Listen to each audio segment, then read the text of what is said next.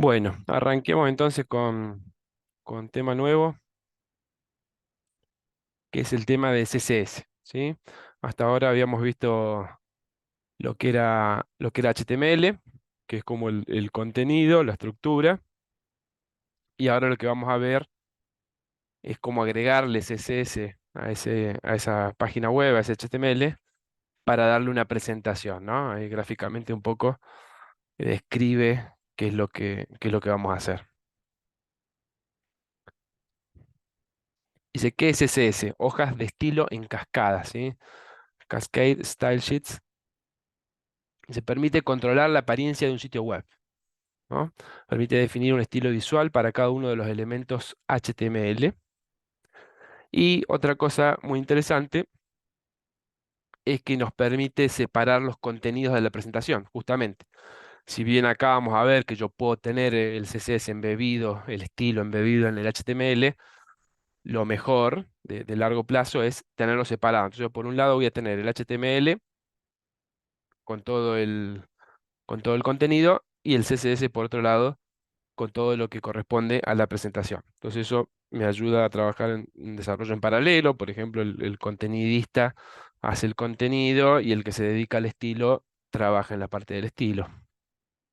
Y además me permite dar flexibilidad de apariencia porque podría cambiar fácilmente el CSS. Bueno, un poquito de historia. Dice cómo evolucionó. Dice, cada nivel de CSS se construye sobre el anterior, generalmente añadiendo funciones al previo. Entonces, la primera versión del CSS salió en diciembre del 96 y agregaron fuentes, colores, textos, cosas que vamos a ver ahora, propiedades de caja, ID y listas, ¿sí? Todo ese básico se usa mucho y lo vamos a ir desarrollando. Después con el 2.0 en el 98 dice, salió el posicionamiento absoluto, relativo, diferentes posicionamientos, que también eso lo vamos a ver la próxima clase. El Z-index, el media types y nuevas formas de seleccionar elementos para aplicarles el CSS. Y por último, la última versión del CSS, que es el 3.0,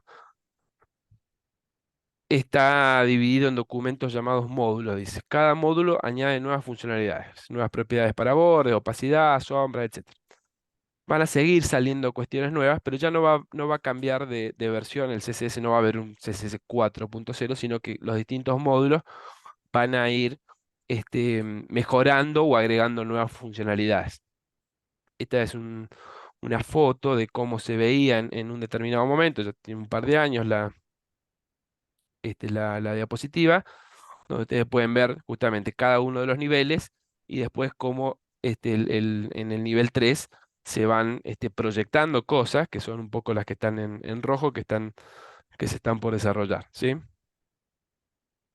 Entonces, con esto, lo que hay que tener presente es que, bueno, por supuesto no vamos a poder ver todo lo que hay de CSS, pero sí tengan presente que todo el tiempo van a salir cosas nuevas, ¿no? Y una última aclaración sobre esto de las cosas nuevas, siempre tengan presente lo que dijimos la primera vez.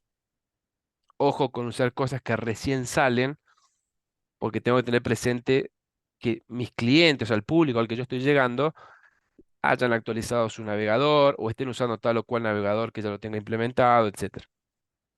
Entonces, tengan presente esas cosas cuando utilizan módulos nuevos de cualquier parte, ¿no? Ahora de CSS, que es lo que estamos viendo.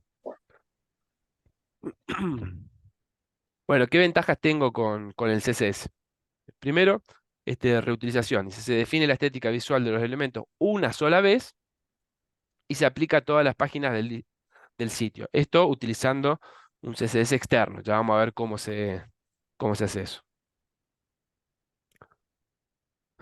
Después dice diseño unificado. Claro, como yo tengo un solo CSS y lo van a utilizar todas las páginas, puedo tener varios igualmente, ¿no? Pero lo que quiero decir es que tengo un solo conjunto de CSS. Definiendo el estilo una sola vez, todas las páginas van a respetar ese diseño. Entonces me aseguro tener un diseño unificado. No es que en una parte puse las letras de color rojo, en otra de color azul, etcétera. ¿Qué más? Y bueno, y por supuesto, otra cosa que siempre hay que tener presente la optimización de los tiempos de carga y de tráfico en el servidor. Al dividirlo, el contenido de la apariencia, el archivo HTML pesa menos y yo tengo el CSS por otro lado. Y así como habíamos charlado un poco con las imágenes, con los archivos JavaScript, en realidad con casi todos los recursos que utiliza el HTML, que los enlaza, el navegador, esta es una cuestión del navegador, hace una caché de esos contenidos. Entonces, cuando otra página vuelve a requerir un recurso que el navegador ya lo cargó, no va a pedirlo de nuevo al servidor. Por consiguiente, yo me ahorro el tráfico, ¿sí? O sea, el ir y el volver, con, sobre todo el volver, que se descarga el archivo desde mi servidor al cliente, y, por supuesto, el tiempo asociado a esa transferencia. Entonces, tener estas cuestiones así modularizadas es óptimo. Profesor, Sí, antes de que pase a la sí, diapositiva, sí, cuando usted habla de diseño unificado, es la buena práctica, digamos, si se sí, quiere. por supuesto. Pero también de ser necesario, sería posible si yo quisiera en una, no sé, en una página alternativa o secundaria, después del index, digamos, Sí, del tener un inicio, diseño distinto, decís vos. poder tener un diseño Sí, distinto, por ¿no? supuesto. Por supuesto, justamente, por ejemplo, el caso que das podría ser, decir, bueno, el index tiene alguna cuestión en general y después para las de contenido, lo separo. Por Correcto. supuesto, es que estamos diciendo, de nuevo, los archivos CSS pueden ser varios, no es obligatorio tener uno solo, con todo, pueden tenerlo separado. Entonces vos podrías tener uno que se llame principal y otro para otras cosas. E igualmente y aun cuando tuvieras uno solo, igual yo después tengo que hacer uso unificado de las cuestiones, porque depende después cómo use el estilo. De nuevo, yo dije una página de color azul y otra de color rojo. Aunque tenga un solo CSS, yo podría hacer eso, como una mala práctica y a cada cosa hacerle, un estilo diferente. Entonces, me ayuda a tener un estilo unificado, pero no estoy obligado. Y además yo tengo que tenerlo en cuenta cuando voy desarrollando el estilo, ¿sí? Pero sí, está bien lo que decís. Si ustedes necesitan que en tal lado haya algo distinto, por supuesto, que lo pueden hacer. Bien. ¿Cómo se escriben las reglas de CSS? Dice, cada conjunto de reglas CSS consta de dos partes. Primero, el selector, ¿sí? Ahí lo pueden ver acá en el dibujo. Lo primero es el selector. Ya vamos a ver cómo se arman esos selectores. Y después, un bloque de declaraciones que es lo que está entre llaves. Ahí está puesto en un solo renglón, solo a los efectos de mostrarlo en la foto, pero por supuesto que se pueden separar en varios renglones. Bueno, ¿y qué es cada parte? Dice, el selector apunta al elemento HTML al que se desea aplicar el estilo. Por ejemplo, el ejemplo de la foto, dice, está diciendo que esa declaración de CSS es para los H1. Esta no es la única forma de seleccionar un selector. Puede ser para varios más, puede ser mediante otros atributos. Ya lo vamos a ver, pero la del ejemplo es para eso. Y el bloque de declaración, dice, contiene una o más declaraciones separadas por punto y coma. Y cada declaración incluye un nombre de propiedad y un valor, separado por dos puntos. Entonces, acá, ¿cuántas declaraciones separadas tengo? Dos, porque acá está el punto y coma. Tengo aplicándole color, ese color que está ahí, y background. Background es el fondo, ¿no? Y el color va a ser el principal. Este otro color. ¿Sí? Ya vamos a ver los colores también, no se preocupe. ¿Está claro? Entonces está diciendo, a los H1 ponele color tal cosa, background tal otro. ¿Sí? Ese La es, declaración se sí, cierra con los paréntesis, se abre y cierra con los paréntesis. con llaves. Con llave, perdón, con ¿Sí? llave, Con perdón. llaves. Todo lo que está dentro de las llaves, son las declaraciones de CSS que yo quiero para ese selector, que en este caso es un H1. Ya vamos a ver otros. ¿Está bien? Y cada declaración termina en punto y coma. En la última es opcional porque decir, bueno, es la última, no pasa nada. En general, por ahí les conviene siempre colocar el punto y coma donde terminen para que siempre les quede ya colocado el punto y coma. Bien, y lo otro, ojo acá, también este suele ser un error común, no es con igual, ¿ven? Es color, dos puntos y el valor. Background, dos puntos y el valor. ¿Sí? Bien, ¿cómo agrego? Yo voy a tener el CSS. ¿Cómo lo agrego a un documento? Dice, cuando un navegador este, lee una hoja de estilo, dará formato al documento HTML de acuerdo con la información de la hoja de estilo cargada. Existen tres formas de agregar, de incluir la hoja de estilo dentro del documento. La más básica es en línea o inline, las vamos a ver las tres en profundidad, que es declararlo como un atributo. ¿Se acuerdan que vimos los atributos cuando vimos HTML? Que decía, por ejemplo, href igual a tal cosa, id o class igual a tal otra, ¿sí? Bien, o src igual a tal cosa. Bueno, yo puedo poner el style igual a tal cosa y declararle un estilo en línea. Esa es la más rudimentaria. Ya la vamos a ver. Después, en forma interna, que es declarado en el encabezado de la página. Y después la mejor, que es en formato externo, que es la que poco venimos mencionando de todas las ventajas que va a tener, que es en un archivo externo, donde yo voy declarando todos los selectores con sus declaraciones y los vinculo al documento. Bien. ¿Cómo es el CSS en línea? Dice, se puede usar un estilo en línea para aplicar un estilo único a un solo elemento. Claro, como esto va en el formato del atributo igual valor, ese estilo solo aplica a ese elemento. O sea, no tiene ningún valor de reutilización. Si yo quiero aplicárselo a otro más, tengo que copiar y pegarlo, digo, y eso no es reutilizar. Dice, para usar estilos en línea se agrega el atributo style al elemento relevante. Y el atributo de estilo puede contener cualquier propiedad CSS y todas las que necesiten. Acá sigue la misma lógica de una lista de declaraciones. Por ejemplo, dice H1 style, color blue, text align center. O sea, le puso dos declaraciones al H1. ¿A todos los H1? No, a ese, solo a ese. Y el otro dice P style color red. Una sola declaración, dijo que ese P sea de color rojo. ¿Ven? Si yo pongo otro H1, por ejemplo acá,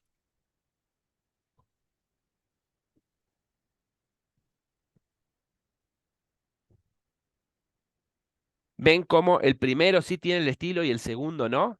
¿Está? ¿Se ve? ¿Está claro eso? ¿Sí o no? Sí, Sí, profe. sí. Bien, Sí, sí. bien. Lo mismo con el párrafo, ¿no? Digo, si puedo poner otro párrafo, lo mismo. Supónganse que le copio este estilo. ¿Eh? Bueno, esta es la forma más básica y debiera ser la última que ustedes eligen. De nuevo, la que deberían elegir siempre es la del archivo externo, ya vamos a llegar a esa. Pero es válido esto. Si ustedes por alguna razón quieren cambiar el estilo a un solo elemento y no lo... solo lo voy a usar acá, no quiero ponerlo en el archivo CSS, bueno, está bien, lo pueden poner de esta forma. Pero es la más pobre porque no se puede reutilizar. ¿Está claro? Digo, si yo tuviera que hacer todo esto para cada H1, de nuevo tengo que copiar y pegar. Y si el día de mañana quiero cambiarle que en vez de azul sean, no sé, dorados, voy a tener que buscar todos los H1 y cambiarlo. De la otra forma, sí tengo reutilización y voy y cambio en menos lugares y entonces me ahorra mantenimiento. ¿Sí? Bien. El interno dice, se puede utilizar una hoja de estilo interna si una sola página HTML tiene un estilo único. ¿Por qué? De nuevo, esta forma ya tiene más reutilización porque funciona para toda la página pero solo está en esa página. Entonces, otras páginas no van a compartir ese estilo, salvo de nuevo que lo copie y lo pegue, que no es una forma de reutilizar. Entonces, el estilo interno se define dentro de la etiqueta style que va dentro de la cabecera, ¿no? O sea, dentro del head. Ahí tiene un ejemplo, dice head, style, y acá sí tiene que declarar con selector, grupo de declaraciones. Selector, grupo de declaraciones. Hace rato no, porque ¿quién era el selector? El propio elemento. Acá no, acá tengo que decir. Bien, vamos a ver.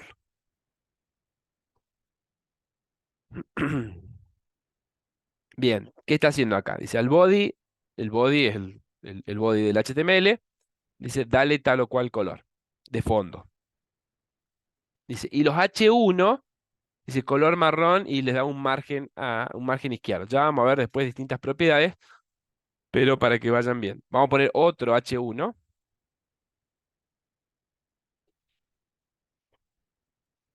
¿ven? Y tiene el mismo estilo. ¿Por qué? Porque allá está diciendo que todos los H1 tienen que tener ese estilo. No así si fuera un H2.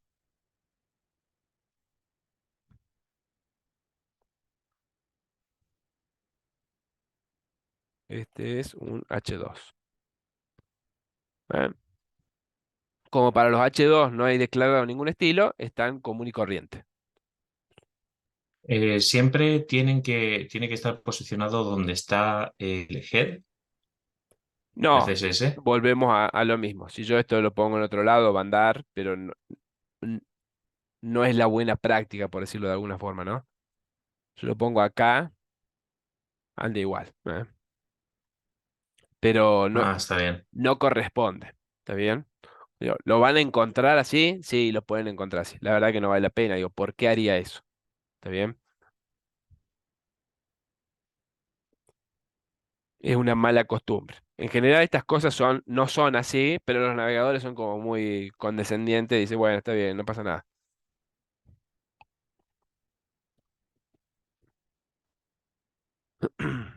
Bien, y por último, la mejor forma, el CSS externo.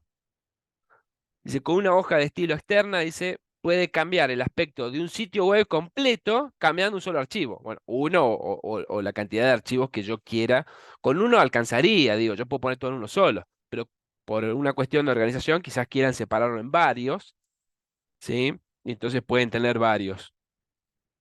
Pero todas las páginas web que linkeen ese archivo externo van a quedar atados a ese CSS, ¿no? Entonces yo cambiando solo ese CSS, se me actualizan todas las páginas web que lo utilicen.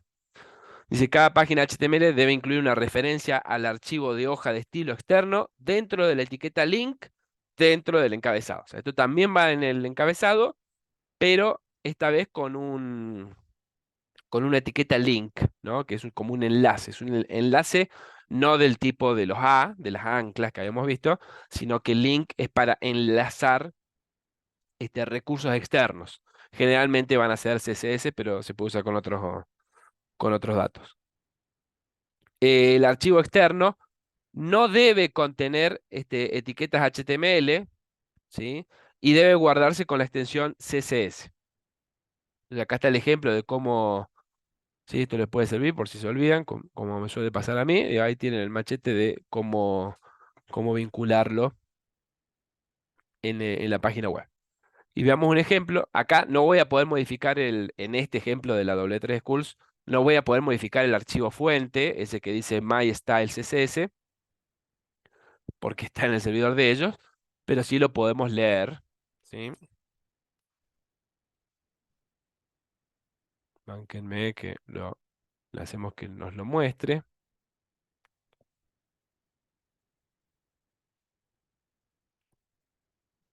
Ahí está. Este es.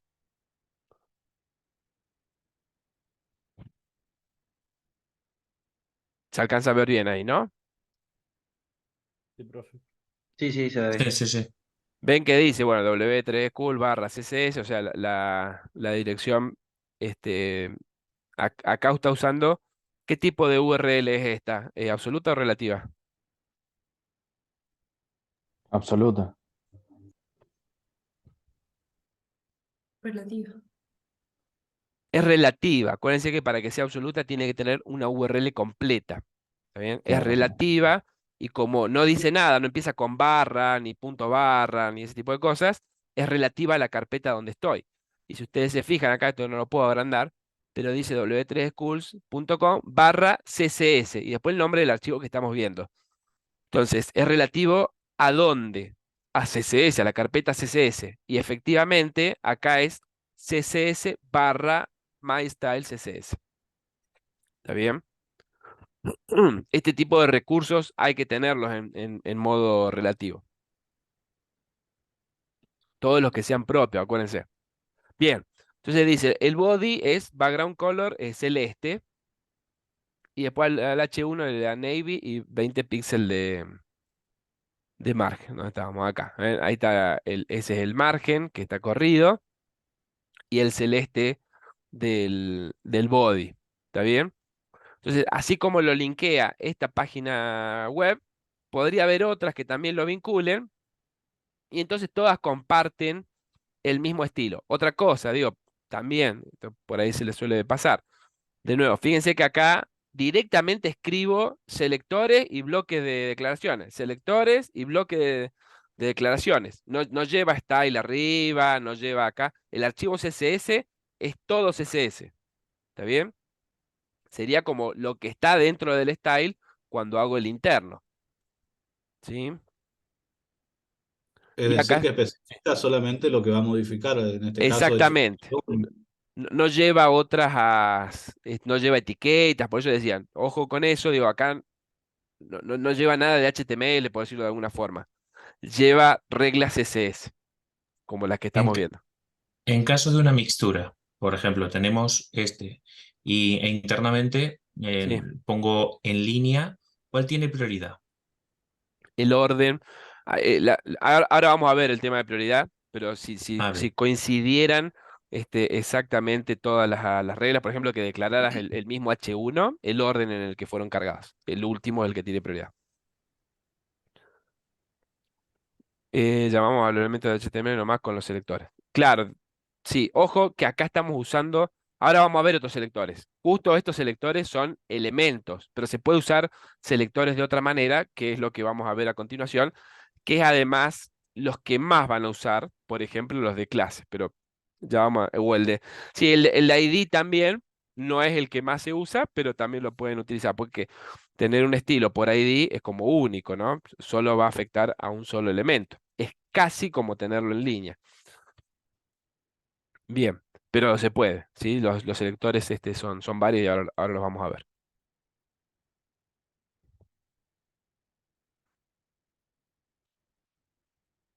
El ID lo usamos principalmente en JavaScript, pero también sirve para darle estilo si ustedes así lo necesitan, este, en CSS. Podría pasar, ya vamos a ver cómo hacer el selector, pero podría pasar que ustedes supieran que un determinado ID se repite en cada página y entonces, por ejemplo, le definen un CSS para el ID y como en cada página va a estar, lo están definiendo una sola vez el estilo.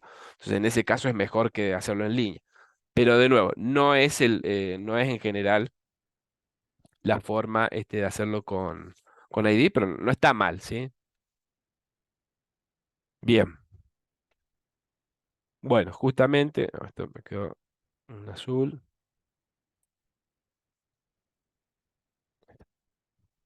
Em, Atributos ID y class, con justamente los que venimos charlando. Estos los vamos a usar muchísimo ahora para el CSS, pero también los vamos a usar mucho para JavaScript. Dice, el atributo ID primero y principal es universal, o sea, todos los elementos pueden tener atributo ID. ¿Está bien? Dice, se usa para especificar una identificación única para un elemento HTML. Bueno, por consiguiente tiene que ser único. No puede haber dos elementos que tengan el mismo ID, ¿sí? Está mal. Digo, de nuevo, la página va a andar, pero les va a remarcar y pueden tener problemas después justamente cuando los quieran referenciar, que no van a saber a cuál están haciendo referencia.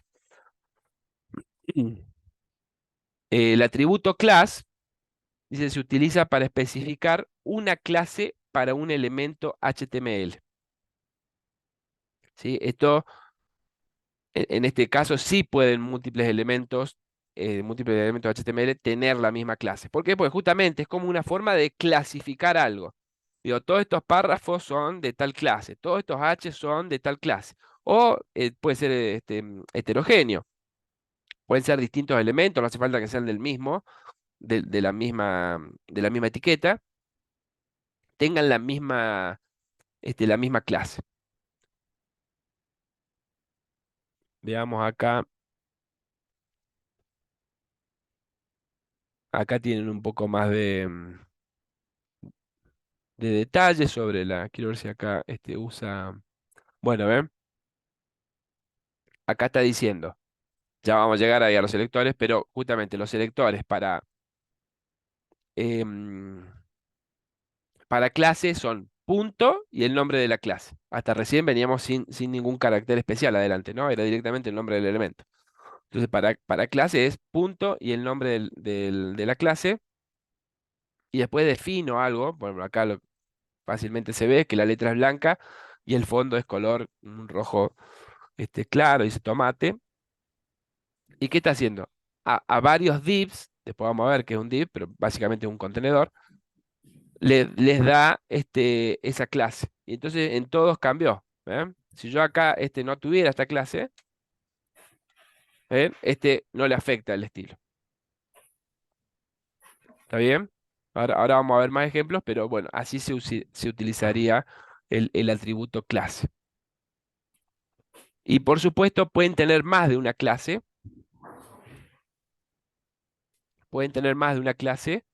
separadas por espacios. Em, claro, bueno, ahí pongámoslo acá. Bueno, este es del mismo color, pero acordate que acá no es con igual, ¿no? Es con dos puntos, sería lo único a corregir.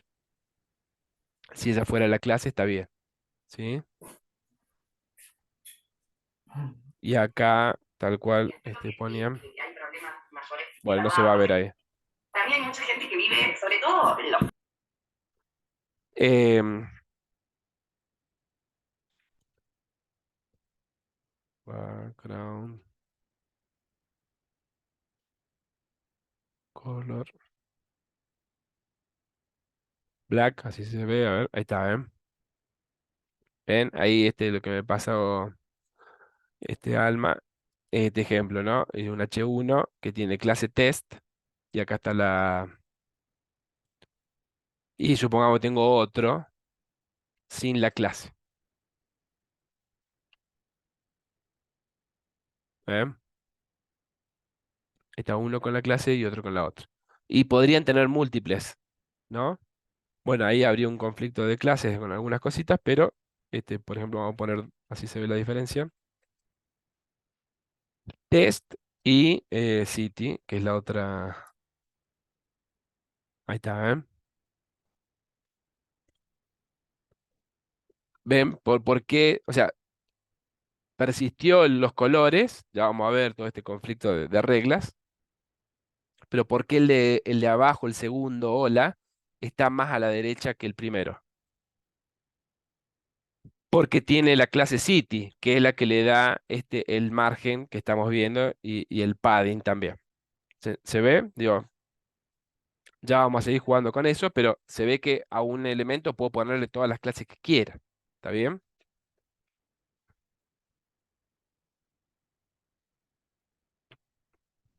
¿Sí? ¿Seguimos? Bien.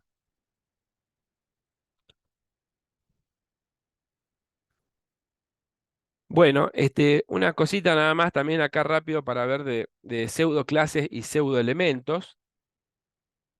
Dice qué son las pseudo clases, yo por ahí las pueden llegar a utilizar.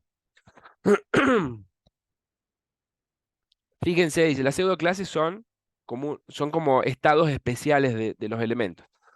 Fíjense acá cómo cambia el botón cuando le paso el mouse. ¿Sí? Dice mouse over me, ven que dice el botón. y cambia. Entonces, ¿cómo hace? Tiene un estilo aplicado, pero no siempre, exacto. No lo tiene siempre, lo tiene en un determinado estado, que es cuando se pasa el mouse por encima, que es hover. Y este otro es un input, ya vamos a ver qué son los inputs, pero ve que está así y dice, cuando le haga clic, cambia. Bueno, está bien, ¿por qué? Cambió el estado, porque ahora tiene el foco. Si le saco el foco, vuelve a su estado original. Bien, ¿cómo se hace eso? Entonces tengo que poner el selector de que yo quiero, dos puntos y la pseudo clase. Donde muchas veces lo van a ver como ejemplo es en los enlaces. Los enlaces, las anclas, ¿no? Acá tienen los 4 estados de un enlace. ¿Vieron que cuando, por ejemplo, buscan en el navegador y salen los resultados en Google, y hay enlaces que están en azul y hay otros enlaces que están en púrpura? ¿Se han dado cuenta de eso? Púrpura, rosa o un color diferente. Sí, que es cuando se ha visitado el enlace. Exacto, quiere decir que ustedes ya pasaron por ahí. Exactamente. Bueno, es este. ¿Eh? A, dos puntos visited, o sea que es un enlace ya visitado, le cambia el color. El navegador, como vamos a ver enseguida, por defecto trae un conjunto de reglas predeterminadas. Nosotros podemos cambiarlas. Pero si no cambiamos esas reglas, va a pasar esto. Por ejemplo, en Google y en un montón de sitios, los enlaces visitados traen el estado, el CSS original del navegador, que es cambiarlo de ese color más violeta, púrpura, tirando a rosa. El común es a dos puntos link. Ese es un enlace común y corriente. Visitado es que ya lo visitamos. Hover es cuando le pasas el mouse por encima. Y activo es cuando le están haciendo clic. Esto por ahí no se han dado cuenta, pero cuando ustedes están haciendo clic, ven acá se los cambio todos. Y si a un enlace común y corriente le pone rojo y a uno visitado verde. Y bueno, justamente como yo ya he entrado acá, está en verde. Y hover dice como rosa fuerte. Profe, ¿qué lo que Sí, era el link que me llegó? Perdí ahí. ¿este solo? Común y corriente, el enlace como la primera vez que lo ves. ¿Sí? Listo, es que estoy tomando nota, por eso. No hay problema. Ven que dice sin visitar. Enlaces no visitados sería. ¿Está bien? Porque es la primera vez. Y bueno, y cuando paso el mouse por encima, se pone rosa, que es el que está ahí. Y activo dice blue. El activo casi no se ve porque ustedes hacen clic y sueltan ahí nomás. Pero si ustedes mantienen el clic, como estoy haciendo yo acá, yo ahí estoy manteniendo el clic. Entonces, mientras que estoy manteniendo el clic, está activo. Entonces ahí está el azul. ¿Sí? Ese es el otro. Bueno, las pseudo clases entonces se utilizan un montón, por ejemplo, con los enlaces, pero hay otras pseudo clases como esta que son casi universales. El hover lo puedo usar para cualquier elemento, como estábamos viendo recién ahí, que lo hizo para este botón, no importa cómo esté hecho.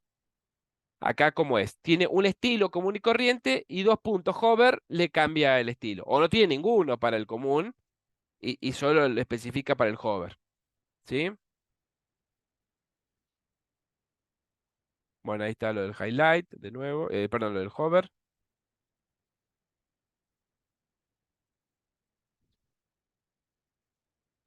Bien, hay varias, de las que, de nuevo, las que más van a usar son por ahí el hover y las 4 estas para los enlaces.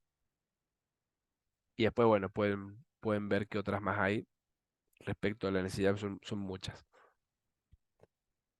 Y ahora, pseudoelementos, eso recién eran pseudoclases. ¿Por qué se llaman pseudoclases? Porque justamente no son clases que ustedes vayan a definir.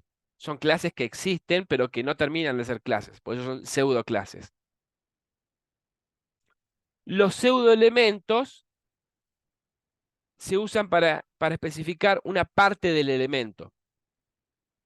Y en este caso va a ser el selector que ustedes quieran, 4 puntos, ¿sí? 2 puntos, 2 puntos, recién eran solo un par de 2 puntos, y el pseudoelemento. Acá hay dos principalmente, puede haber más, pero estos son los dos más comunes.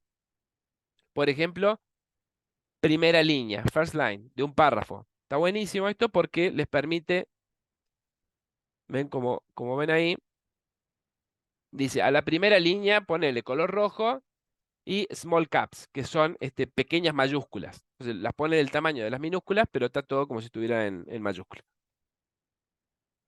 Y este estilo, así como ustedes lo ven, no hay una forma, por lo menos sencilla, de hacerlo de otra forma que no sea sin el pseudoelemento. Porque fíjense que si yo achico acá y la primera línea es más chica, siempre es la primera línea la que tiene ese estilo, el resto no. Sí, sí, no sé si voy a llegar a todo, pero ¿ven? Todo eso es la primera línea. ¿Se ve?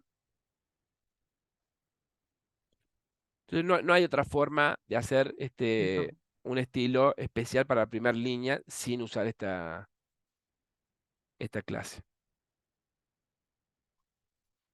Y el otro es el primer carácter.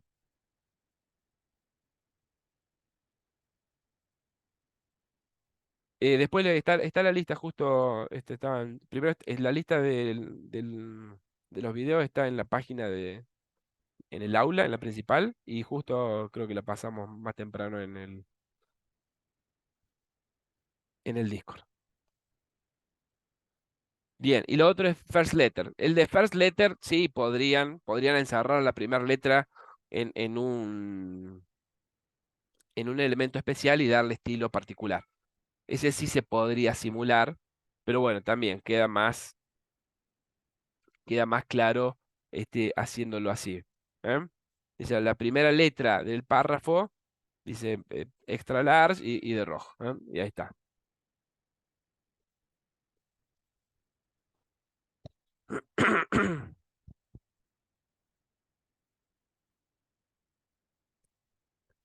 Bueno, estuvimos mencionando los selectores, pero solo los ejemplos. Veamos cómo se arman esos selectores y qué otras posibilidades tenemos de armar y de combinar además. ¿Cómo venimos? Bien. Dice, los selectores SS se utilizan para buscar o seleccionar los elementos HTML a los que se desea aplicar el estilo. ¿No? Hasta recién, salvo estos últimos que vimos de las clases, los demás eran H1, body, H2, P. Todos esos son selectores simples por el nombre del elemento. Vamos a ver otra forma. Dice, bueno, tenemos distintas categorías. Por un lado están los simples, que ya mencionamos los por elemento. Y después tengo por ID y por clase. Ya lo vamos a ver esos ejemplos. Después puedo combinarlos. Puedo usar pseudo clase y pseudo elementos, que ya los vimos también. Y por atributos. O sea, puedo hacer reglas de selectores, especialmente para determinados elementos que tengan tal o cual atributo y tengan tal o cual atributo con tal o cual valor. ¿Está bien? Se suele usar mucho eso también. Son muy útiles. Yo acá les dejo para practicar, para que entiendan cómo funciona, un juego. A ver, siempre tengo que volverme. Está en inglés, pero bueno, no es muy complicado.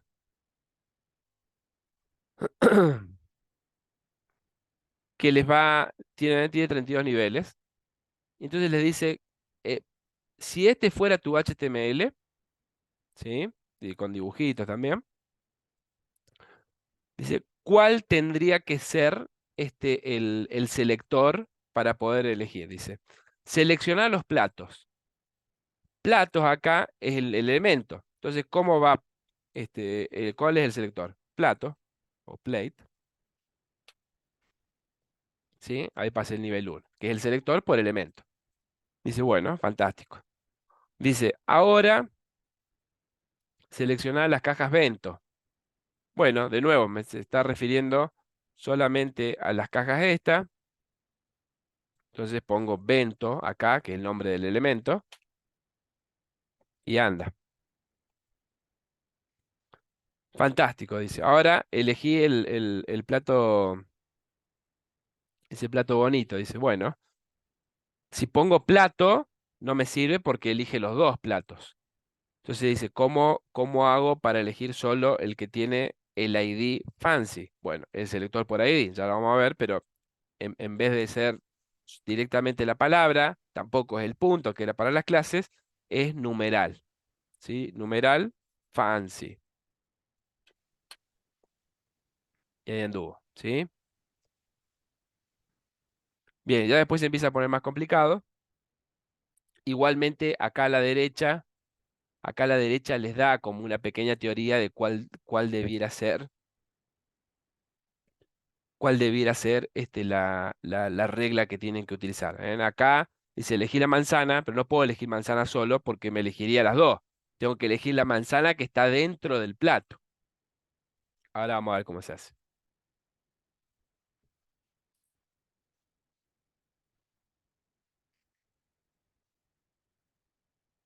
Bueno, pero está bueno si les cuesta entender un poco cómo funciona y no quieren ponerse a armar ejemplos para todos los electores, les aconsejo ir al juego.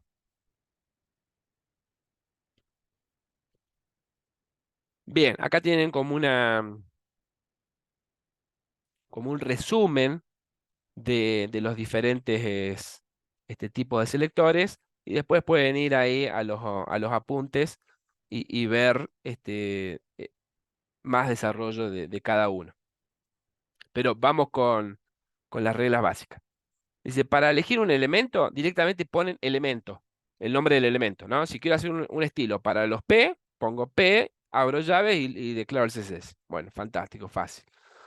Si voy a hacer para un ID, como les mostré recién, es con el numeral, ¿sí? El hash. Numeral, párrafo 1, ese solo le aplica al que se llame párrafo 1. ¿Está bien? Los ID, acuérdense que son la palabra que ustedes le dé la gana, tiene que ser único. Entonces, el que tenga con ese nombre va a tener ese estilo. Y con clase, que también lo vimos hace ratito, el del city o el del test que nos habían pasado, con punto. Entonces, yo tengo una clase que se llama centrado, ¿sí? Class 2 igual a centrado. ¿Ven? ¿Cómo le hago estilo a eso? Bueno, punto centrado.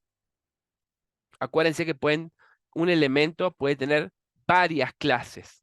¿Está bien? Puede tener varias clases. Le va a aplicar todas las clases que le correspondan. Y si hay conflicto porque tiene varias clases y más de una clase declara la misma propiedad, bueno, van a ir en el orden que estén definidas. ¿Sí? Que era un poco lo que preguntaban más temprano.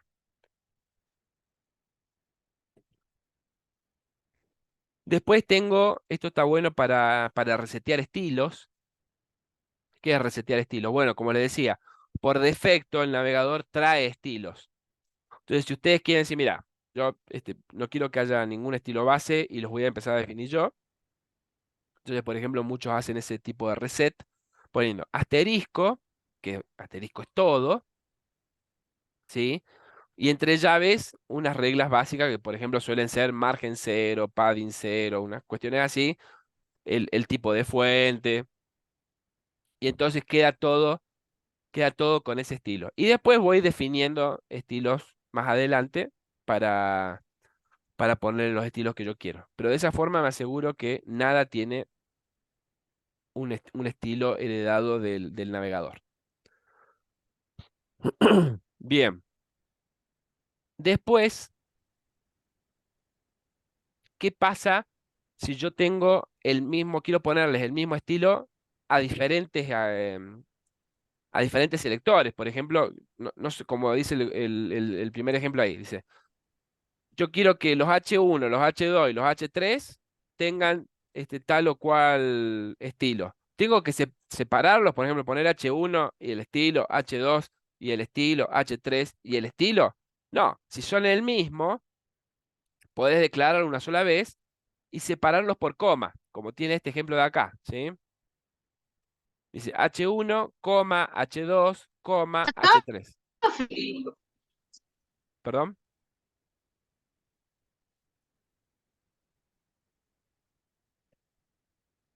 Bien.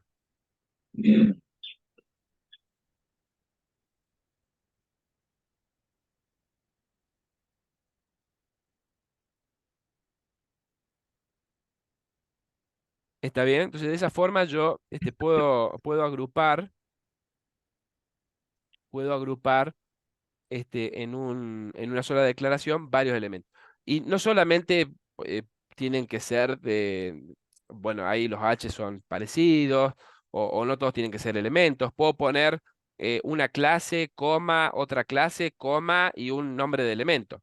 También ese tipo de agrupamiento también es. O sea, con coma yo lo que me ahorro es de estar separándolos para escribir lo mismo. ¿Sí? Bien, pseudoelementos y pseudoclases también ya los vimos, ¿sí? Ahí les queda el machete para pseudoclases 2 puntos y para pseudoelementos 4 puntos. Y después, por último, yo puedo hacer las combinaciones que quiera y ahora vamos a ver selectores especiales. Por ejemplo, una cuestión que se usa mucho, la del ejemplo, dice P punto azul. Dice, ¿a quién le aplica eso? Dice, le aplica a los P que tienen la clase azul. Entonces no es ni todos los P ni todos los azul, los de clase azul. ¿Se entiende? Es solo a los que tienen esa combinación. ¿Sí?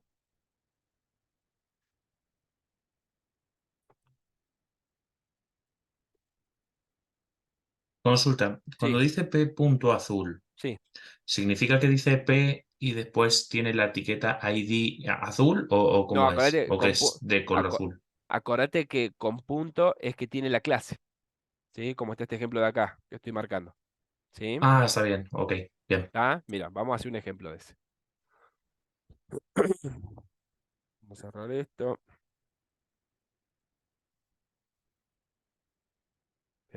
Tengo un montón de ventanas acá. Bien. Supongamos que yo tengo así. Pues por un lado los P, esto sería así, ¿no? Yo puedo tener otro P más abajo.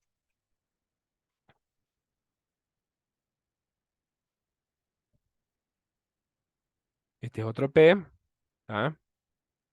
Y ahora esta que decíamos, ¿no? Decíamos punto azul. Entonces, esto tenía que ser color blue. Por la duda acá, no vamos a cambiar el color para no entrar en ese detalle. Solamente le vamos a poner el background color. Background color, no sé, otro orange. A ver. Bien, hasta ahí. ¿Está bien? No importa el estilo, si es bonito, si es feo. Em, Dice a los P, ponerle fondo naranja. Y acá separado dice los que tengan punto azul, ponerles color azul. Entonces, por ejemplo, vamos a poner acá H1,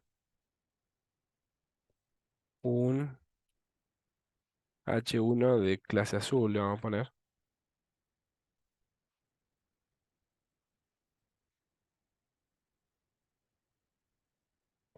Acá le vamos a poner azul, ¿no? ¿Está Ah, bien? perfecto. Esto está por separado, todavía no estoy combinando nada yo ahí, ¿no? Y ahora vamos a decir, los P punto azul, este, no sé, text align, right. Vamos a ver. Y acá le pongo, este es un P, y va a tener el class azul. ¿Se ve? Sí, sí, sí, se ve. Perfecto. Ahí Entonces, entendí. claro, fíjate, el H1 que es azul, pero es H1, se quedó donde estaba. Sí es de color azul porque el azul dice que hay que poner el color azul. Fantástico. El P, que es P, pero no es azul, sí tiene el estilo de los P, pero se quedó en el molde, o sea, no se movió a la derecha. Y ahora el último P, que es P y es azul, tiene los estilos de las dos cosas, o sea, el estilo de los P y el estilo de los azul, pero además dice que si es P y es azul, además lo alineas a la derecha. ¿Tá? Y entonces le calzó el otro, le calzó este que está acá. Además, ¿sí? Vieron que además los estilos como que se van sumando, ¿no? Porque este P tiene las cosas del P, las cosas de los azules y las cosas de los P que son azules. ¿Se Ah, entiende? perfecto. Sí, sí. Bien.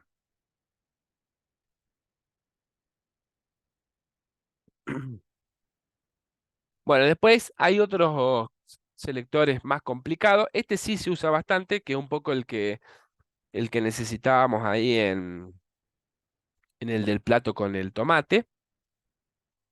Vamos a ver un repaso, digo, mírenlos porque los pueden encontrar. Son buenos de utilizar, pero en general todos van a caer a usar el de clase. Generalmente, no es que sea una mala práctica, pero tiene más potencial usar las combinaciones extra que los selectores especiales que vamos a ver enseguida. Pero generalmente les va a pasar, dice, yo quiero que esto tenga tal cosa. Bueno, le ponen una clase que puede ya existir y van y definen la clase. Y entonces le ponen el estilo. Generalmente se hace eso, ¿sí? Que no está mal, pero pierden determinado potencial que ya lo vamos a ir explicando conforme veamos estos selectores especiales. Bueno, primero dice el selector descendente. El selector descendente, ahí entre paréntesis no hay nada a propósito, pero hay un espacio, porque la forma de escribirlo es tal cosa, que está representado por la E, espacio F. ¿Sí? Dice, selecciona todos los elementos de tipo F que están dentro del E, sin importar la profundidad. Por eso dice descendente. Dice, no confundir con el de agrupamiento. ¿Está bien? O sea, no es lo mismo por una coma que por un espacio en blanco. Digo, ojo con eso. Y el ejemplo, por ejemplo, acá, que dice P espacio A. Entonces, ¿a quién le hace referencia? A todos los A que son descendientes de un P. Entonces, yo acá tengo un P y acá tengo un A. Entonces, ¿este A está dentro de un P? Sí, porque el P arranca acá y termina acá. Bueno, fantástico, entonces lo combina. Dice, después tengo P, otro elemento que se llama strong, y adentro del strong tengo el A. ¿Ese A está dentro del P? Sí, no importa la profundidad, dijimos recién. Entonces, no está directamente adentro, está adentro de alguien que está adentro.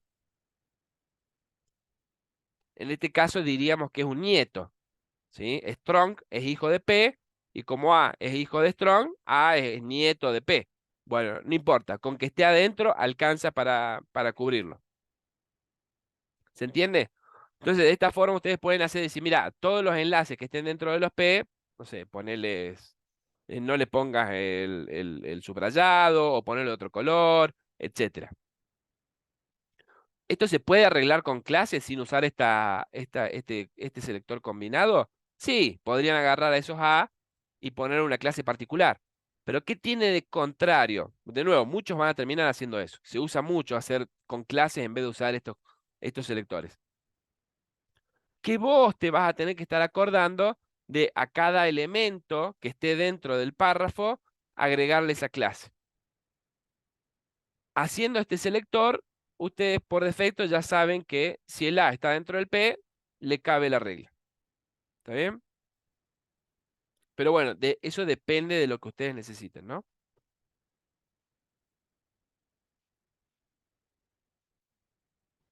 acá hacemos una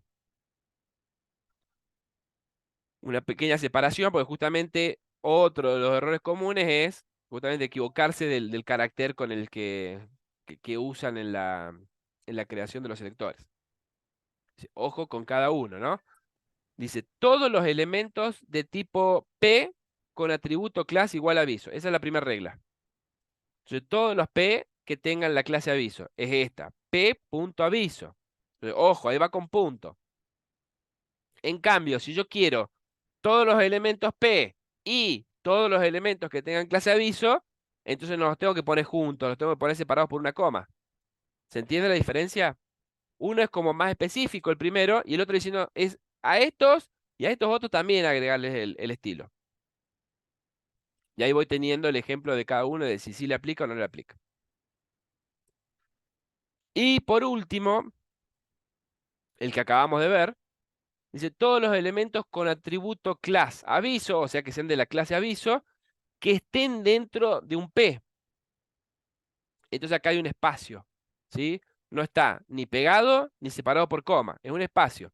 Entonces, todos los avisos, todos los puntos aviso, todos los de clase aviso, que están dentro de un P. Entonces, ¿este le aplica? Sí, porque es un aviso adentro de un P. ¿Este le aplica? No, porque es otra clase adentro de un P. No le aplica, ¿sí? ¿Qué más? Tengo otros selectores. Tengo el selector hijo ahora. El selector hijo, en vez de, no es la coma, no es pegado, ni es un espacio. Es el símbolo mayor, ¿sí? El corchete angular. Dice, selecciona todos los elementos de tipo F que son hijos directos de E. O sea, acá tiene que ser hijo. Si es nieto, no me sirve. ¿Sí? Entonces, volviendo al ejemplo de hace rato, a este enlace sí le aplica y al otro no, porque estaba dentro de un strong. Este dijimos que era un nieto, no un hijo. Bien, este es más complicado. El selector adyacente, ¿está bien? E más F, E y F pueden ser los selectores que ustedes quieran, ¿no? Dice, selecciona todos los elementos de tipo F que cumplan las dos siguientes condiciones. E y F deben ser hermanos. ¿Qué significa que son hermanos? Que tienen el mismo padre, ¿sí? Y F debe aparecer inmediatamente después de E. Por eso es adyacente, porque es adyacente, pero además para abajo, no para arriba, ¿sí? Entonces yo tengo H1 más H2, dice, es el H2 que viene inmediatamente a continuación que el H1. Este otro H2 no, porque no viene inmediatamente después del H1, viene después de un H2. ¿Se entiende?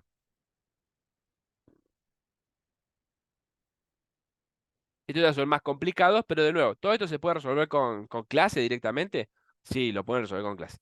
Pero esto es mucho más específico y no se tienen que andar acordando tanto si amerita usar ese tipo de estilo.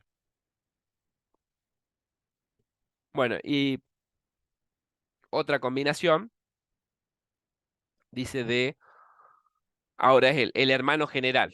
No hace falta que sea adyacente. Dice, es E tilde F.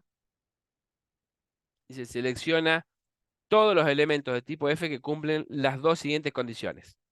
Entonces, es parecida a la de recién, pero ahí está a propósito tachado inmediatamente. O sea, E y F tienen que ser hermanos, pero F solo tiene que aparecer después de E. ¿Está bien? Sigue siendo después, no para atrás, pero no es obligatorio que sea inmediatamente después. Entonces, si yo tengo H1 tilde H2, entonces ahora sí estos dos H2 les aplica el estilo, porque son hermanos de H1 y están después de H1. ¿Está claro? Sí, se entiende. Son más complejos, ¿no? Digo, pero sepan que existen, se los pueden encontrar. Y de nuevo, mucha gente, en vez de estar pensando cómo sería la regla para hacerlo, directamente usan clases. Pero se están perdiendo un potencial de usabilidad haciéndolo directamente con estos selectores combinados. Bueno,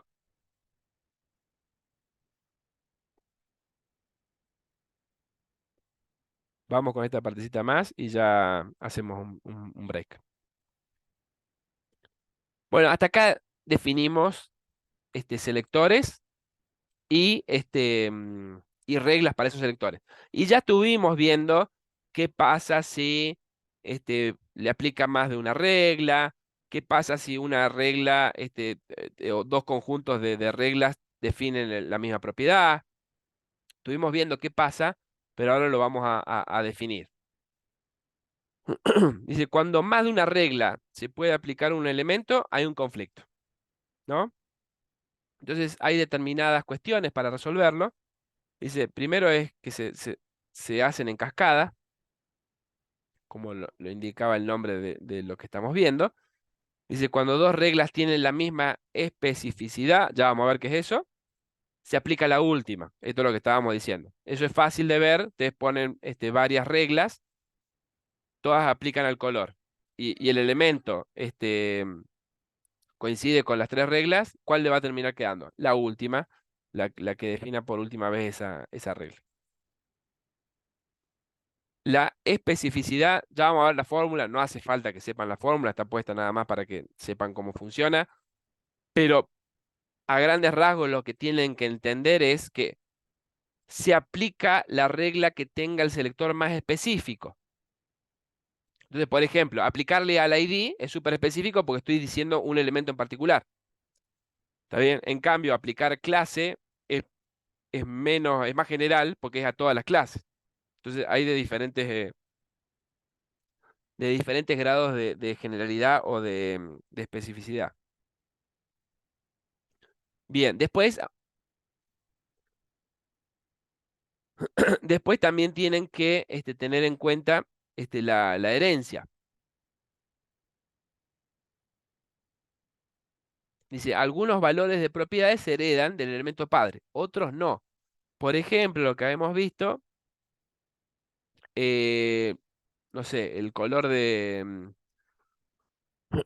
la letra, uno común es el tipo de letra, la fuente. Ya vamos a ver cómo especificarla. Entonces yo lo declaro en el body y automáticamente todos los elementos que yo escriba que van a estar dentro del body tienen el mismo tipo de letra. ¿Por qué? Porque esa propiedad se hereda. Otras propiedades no se heredan. Bien, y por último el origen. Dice, es posible que el usuario configure un CSS para anular el estilo del desarrollador, aunque esto está en desuso. Bueno, ya lo vamos a explicar un poquito más enseguida, pero los navegadores tienen una opción de cargar CSS particular, que de nuevo, hoy en día casi no se usa, pero algunos todavía la tienen, esa particularidad. Y después que hay un orden de cómo se van aplicando. Otro es el que dijimos, los navegadores tienen un determinado estilo. Bueno, entonces eso también hace que choquen con los que yo defino.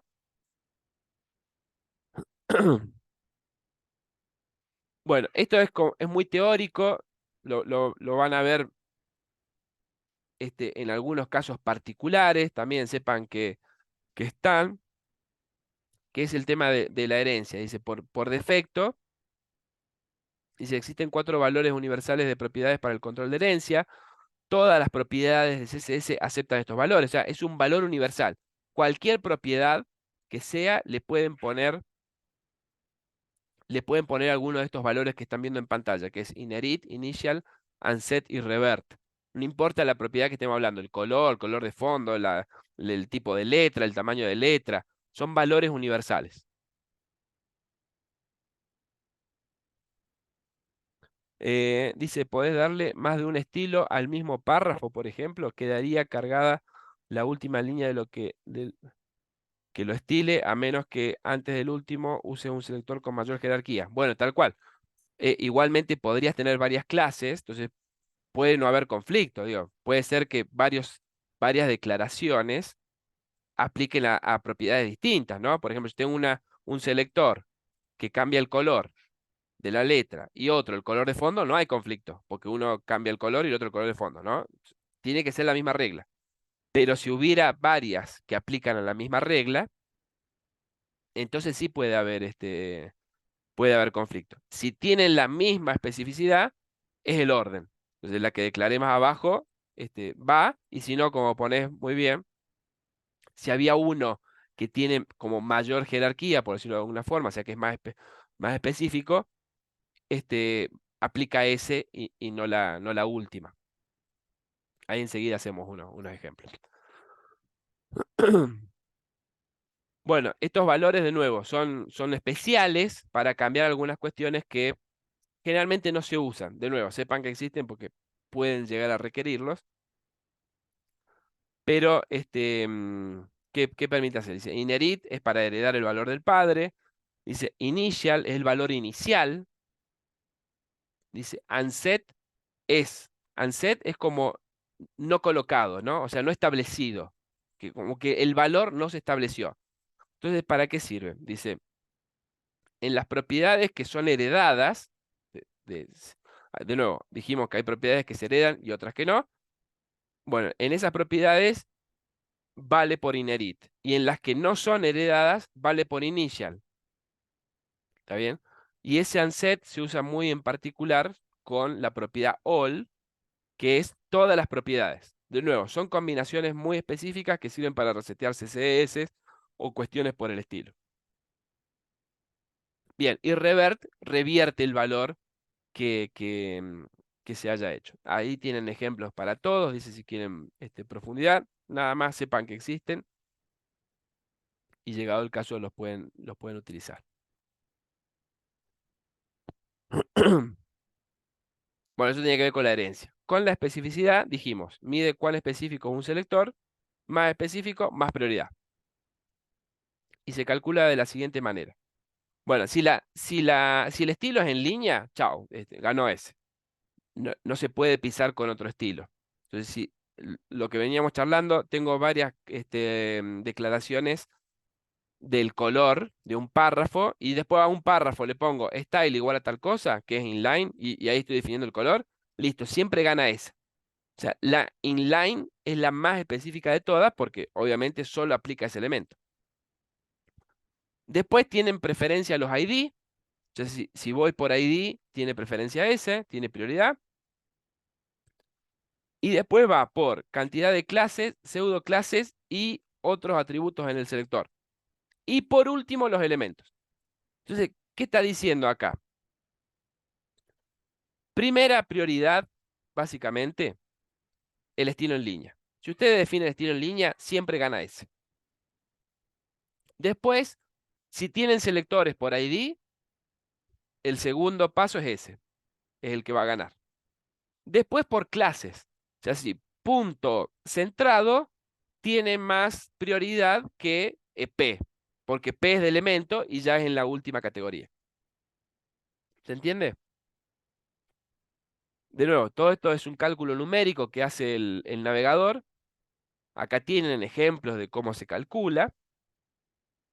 No, de nuevo, no hace falta que sepan hacer esto. Es solo para que sepan cómo lo resuelve el navegador y solo para que entiendan cómo funciona el valor de qué tan específico, qué tan prioritario es una regla.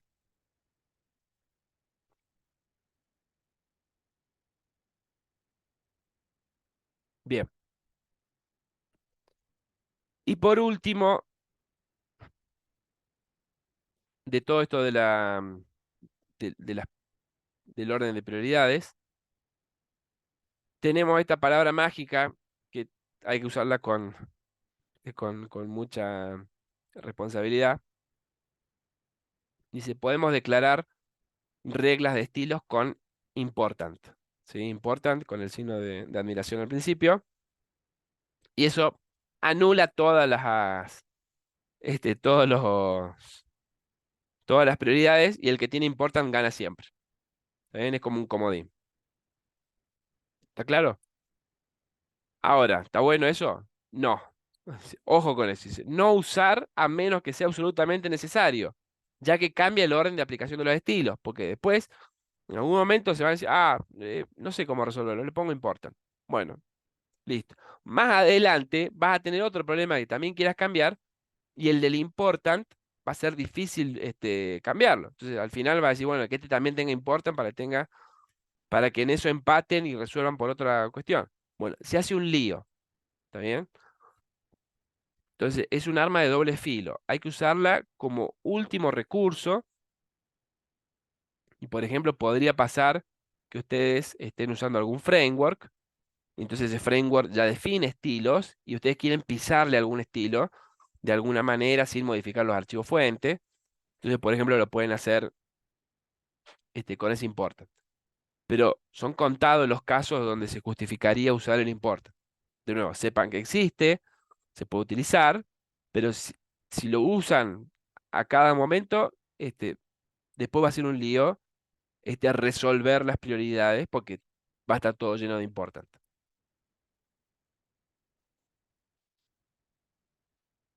Bueno, y por último, entonces, para resumir cómo se resuelve, dice, primero va el CSS del navegador, que es lo que veníamos diciendo. No sé si ustedes se dieron cuenta que los H1, todos los H en general, por defecto vienen en negrita.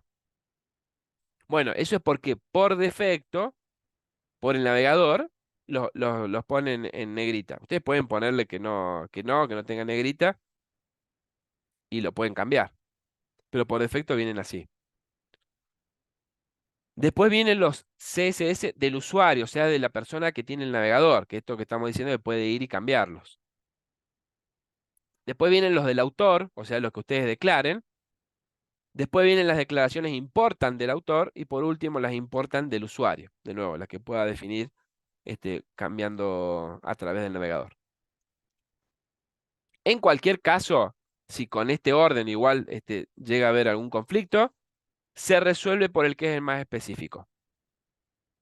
El que es más específico, gana. Y si son igual de específicos, entonces la última regla gana. Y ahí ya no pueden empatar, porque siempre va a haber uno más abajo. No pueden estar a la misma línea. ¿Se entiende? Entonces, en general se resuelve por el que es más específico y si hay empate, por el que está más abajo. ¿Sí?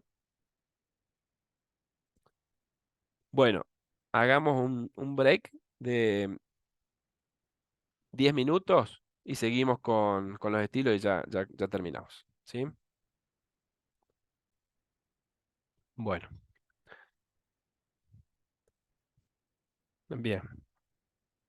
Vamos entonces ya vimos cómo se define el orden, cómo se define una regla, qué pasa cuando hay conflictos. Bueno, y estuvimos usando algunas propiedades, y falta, ¿eh? Estuvimos usando algunas propiedades, pero vamos a nombrarlas algunas ya definitivamente que estuvimos usando y vamos a agregar otras más para que también puedan hacer diferentes cosas con su HTML, ¿no? Bueno, arranquemos con el tema de la fuente. Habrán visto por ahí las fuentes, esto ahí tienen un dibujo, cuál es la diferencia, las sans serif y la serif, ¿no? Que siempre se me olvida, ahora lo tengo que buscar, que es las serifas, que son esas puntitas, ¿ven? ¿Ven lo que está en color rojo? Sí, sí, sí. Bueno, son como dos grupos de tipos de letras. Eso es lo que es la familia. Yo tengo la serif, las sans serif, de las que no tienen, las monospace, las cursivas y las de fantasía. Pero las primeras dos se usan un montón, ¿no? Las primeras se usan mucho cuando hacen algún documento, por ejemplo, la Arial o la Verdana. Y la serif, que por ejemplo arranca muy comúnmente el editor. Bueno, ahora ya no, pero en muchos editores era la de por defecto. ¿Saben cuál es? Una, a ver, que lo hayan usado. Una con serifas, Times New Roman. tal cual. Y esas se usan más para cuando que es tipo como un diario, ¿sí? Era más como si fuera de la imprenta. Bien, entonces el font family es una propiedad. Se usa para establecer una lista ordenada de fuentes que se usarán para mostrar un elemento. Usar al final una genérica como respaldo. Las genéricas son las que acabamos de nombrar. Ya vamos a ver un ejemplo completo. Vamos a ver también cómo referenciar ahí les dejo el enlace a Google Fonts. Pueden ir y buscar cualquiera y les explica cómo referenciar la, la, la fuente en su sitio web. ¿Por qué dice usar una lista? Bueno, justamente por las dudas que no esté disponible, cae en la segunda, cae en la tercera, así todas las que hayan puesto. Y por último, deberían poner como último valor series, sans serif, lo que corresponda, para decir, bueno, si no está ninguna de las que especifiqué, dame cualquiera que tengas de este estilo. Dice usar una al final genérica como respaldo. Después tengo el font style, que me permite darle el aspecto de cursiva, no de la familia, sino de que esté inclinada la letra, ¿sí? Después tengo el font weight, que es la intensidad, lo que le diríamos negrita, pero no hay un solo nivel, por eso se llama el peso de la letra. Entonces hay diferentes valores. Font variant, dice, permite pequeñas mayúsculas, ya lo vimos es en los ejemplos de la primera línea. Font size, ese sí lo van a utilizar sobre todo al principio, dice, para definir el tamaño de la fuente. Y font solo, ustedes pueden poner font, dos puntos y una serie de valores. Esto va a pasar con muchas de estas propiedades que son tal cosa guión tal otra. Se llaman propiedades abreviadas. Entonces, solo poniendo font dos puntos les permite establecer el estilo, la variante, el peso, el tamaño y la familia. Pueden poner todo en una sola línea. Eso es opcional. Que ocupe menos o más, depende de lo que ustedes necesiten. Si piensan que no aclara nada, entonces lo ponen en una sola línea. Y si piensan que queda más ordenado para que uno sepa qué propiedad concreta está cambiando, pueden poner una propiedad abajo de la otra y ya está. ¿Sí? Bueno, entonces acá habla de las fuentes, este dibujo que ya habíamos puesto ahí. Estas son algunos ejemplos, eso también lo tenemos allá en la diapositiva. Otra muy particular que ustedes por ahí han usado, no que la hayan definido, pero sí han usado y no sé si se han dado cuenta, es la monospace. La monospace significa que todas ocupan el mismo espacio, ¿sí? Entonces, ¿para qué me sirve esto? Y es un tipo de fuente donde la M, por ejemplo, que suele ser la letra más grande, ocupa el mismo tamaño que la I, o la I el mismo tamaño que la M, ¿no? Es lo mismo, digo. ¿Y para qué me sirve eso? Tal cual. En los editores de código, el editor de código en general es una grilla. Vieron que cuando a ustedes les sale un error, dicen en la línea tanto, columna tanto. Bueno, entonces me queda mapeado toda una columna y puedo mirar así a lo largo toda la columna. No es que va siendo así porque en algunos lados hay M y en otros hay Is, ¿no? Esto se puede ver en una común y corriente. Ven que acá la I es mucho más chica que la A, pero acá no. Acá la I tiene el mismo tamaño que la C mayúscula o que la W, ¿sí? Entonces, ese Courier New y Lucida Console son las más conocidas de Monospace. Y acá tienen cursiva. Cursiva le llama así como si estuviera como si fuera manuscrita, ¿sí? Más o menos, está bien, no es exactamente, pero tiene como ese estilo. Y de fantasía, bueno, estas no tienen nada de particular, pero ahí vamos a ver otros ejemplos.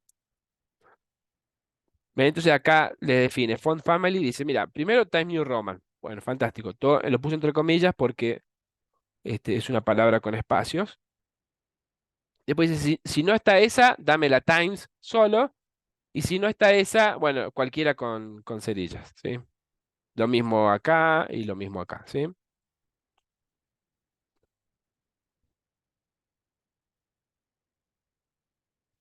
En el style, Bueno, en el style, justamente en font style, puedo poner normal. ¿Para qué me sirve poner normal si en general por defecto es el valor de eso? Bueno, justamente por el contrario, si en algún lado por defecto el texto viene en itálicas o cursiva, yo lo que puedo hacer es que cambiarlo a normal. Entonces, con eso invierto el estilo. Entonces tengo normal, itálicas y oblicuas. Dice, el texto está como inclinado. Dice, oblicua es muy similar a itálica, pero le soporte. O sea que no tiene tanto uso en los navegadores, no les da, no les presta atención. ¿Ven? De hecho, acá, si hay alguna diferencia, no se ve. Este es el Firefox. Pueden probarlo en otros, pero por lo menos a simple vista yo no veo ninguna diferencia. Bien. Ahí está el peso, normal y bold. Bold es negrita. ¿Ven? Y acá tengo distintos. En realidad, permite especificar un valor de peso, donde normal es que no quiero que sea negrito. O sea, lo puedo. Esto es lo que decíamos. Si los H ya vienen con negrita y yo quiero sacárselo, puedo ponerle font weight normal. Dice lighter. No hay diferencia. Y después dice Bold y 900 tienen más o menos la misma la misma graduación, por decirlo de alguna forma. Y después hay Bolder y Boldest, pero también depende del navegador si lo soporta o no. En Font Variant tenemos el del Small Caps, que ya lo hemos visto. Font Size pone el tamaño del texto. Bueno, acá ejemplos con píxel, ya vamos a ver unidades de medida. Ven, ahí dice 40 píxeles, 30 píxeles y 14 píxeles. ¿Sí? Eso en el caso de que ustedes requieran cambiarlo.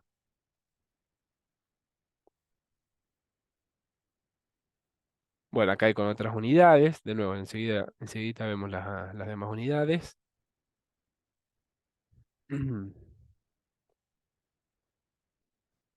Bueno, y lo de Google Fonts, acá les explica un poco más detallado. Pero de nuevo, esto por ahí puede quedar viejo y en Google Fonts van y lo cambian. Vayan a la página de Google Fonts, elijan la que ustedes quieran, si quieren elegir una de ahí, digo, ¿no? Esta es una de las cuestiones que siempre le decimos que para el sitio web está bueno de implementar, que es muy sencillo y pueden elegir la letra que ustedes quieran. Entonces acá les muestra cómo vincularla, ¿no? Tienen que enlazar las fuentes de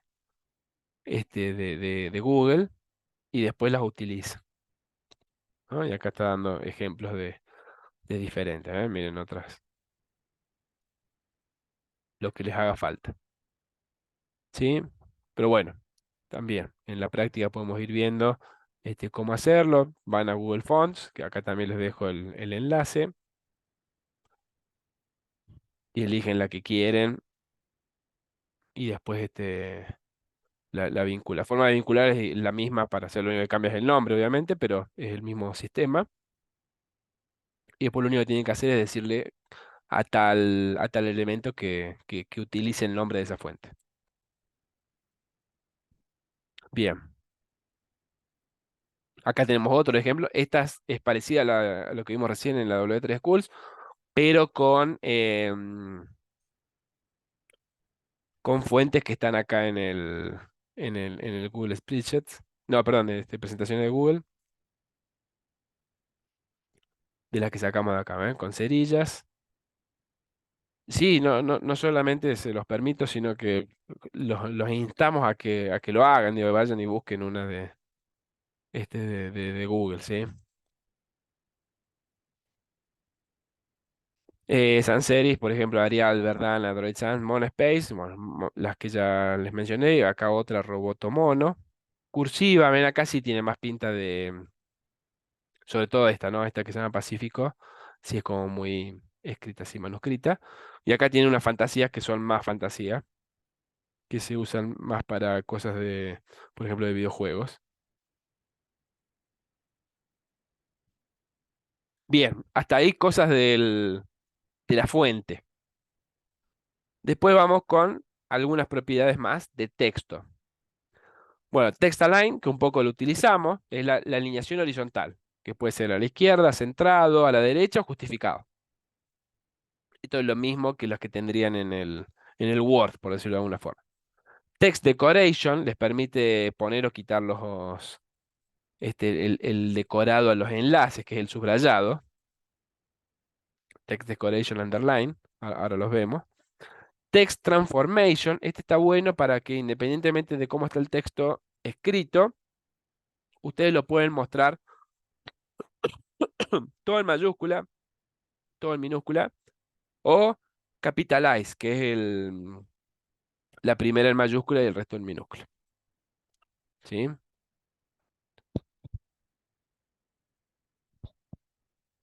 Después, text indent.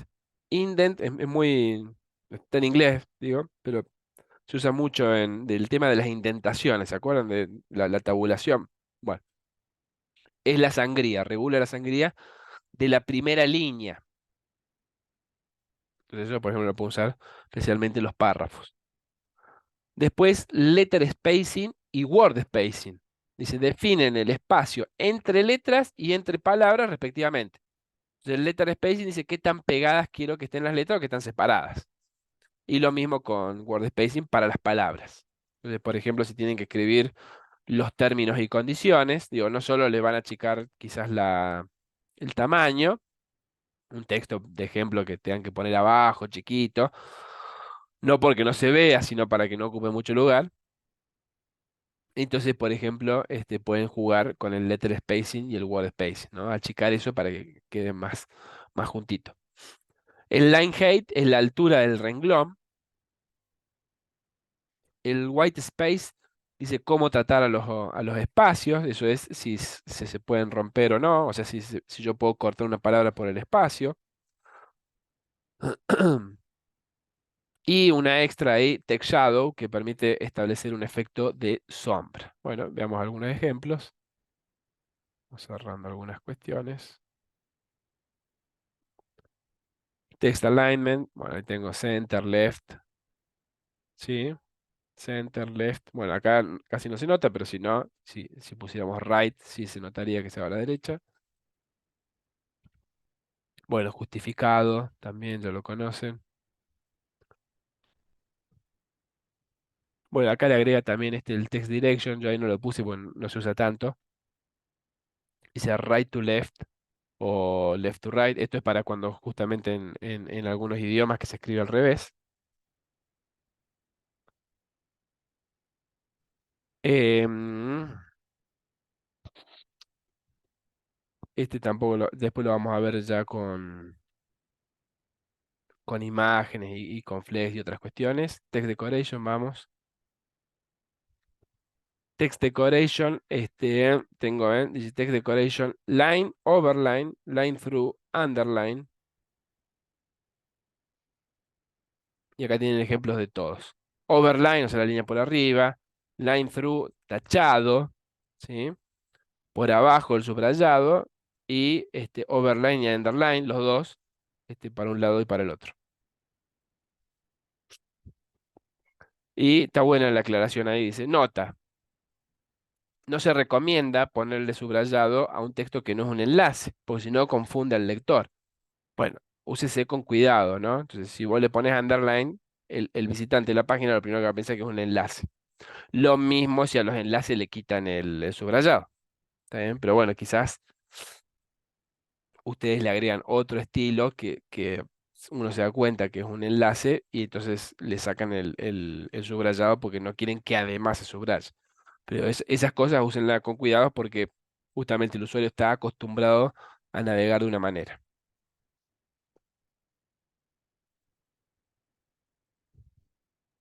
Text transformation, uppercase, ahí están todos. Uppercase, lowercase y capitalize.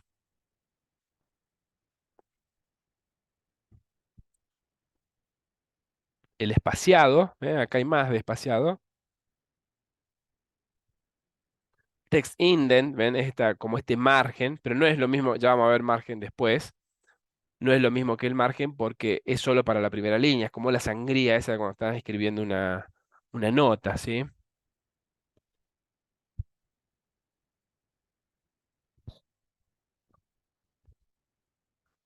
Letter spacing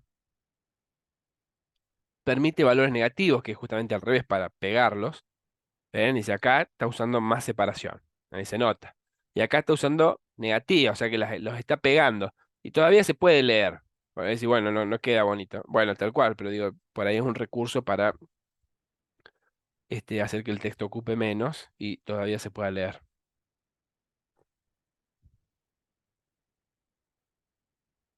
Sin cambiar el tamaño, ¿no? Line height, que es la altura del renglón. ¿Ven? Ahí tienen ejemplos. Fíjense cómo acá queda como superpuesto el renglón,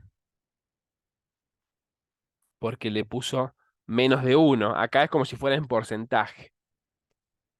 ¿Sí? Dice, la mayoría de los navegadores tienen un valor entre 110 y 120, o sea, 1.1 y 1.2. Si pongo menos que 1, se empiezan a pegar.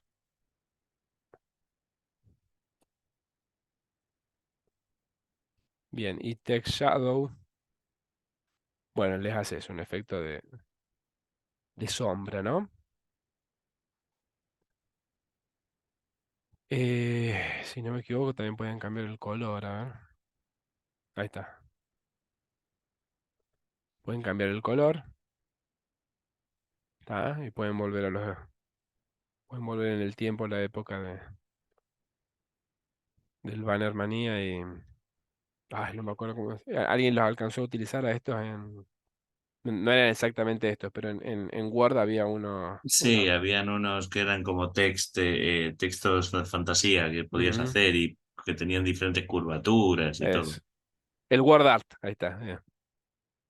Ahí se nos cayeron las sotas a varios. Bueno, este,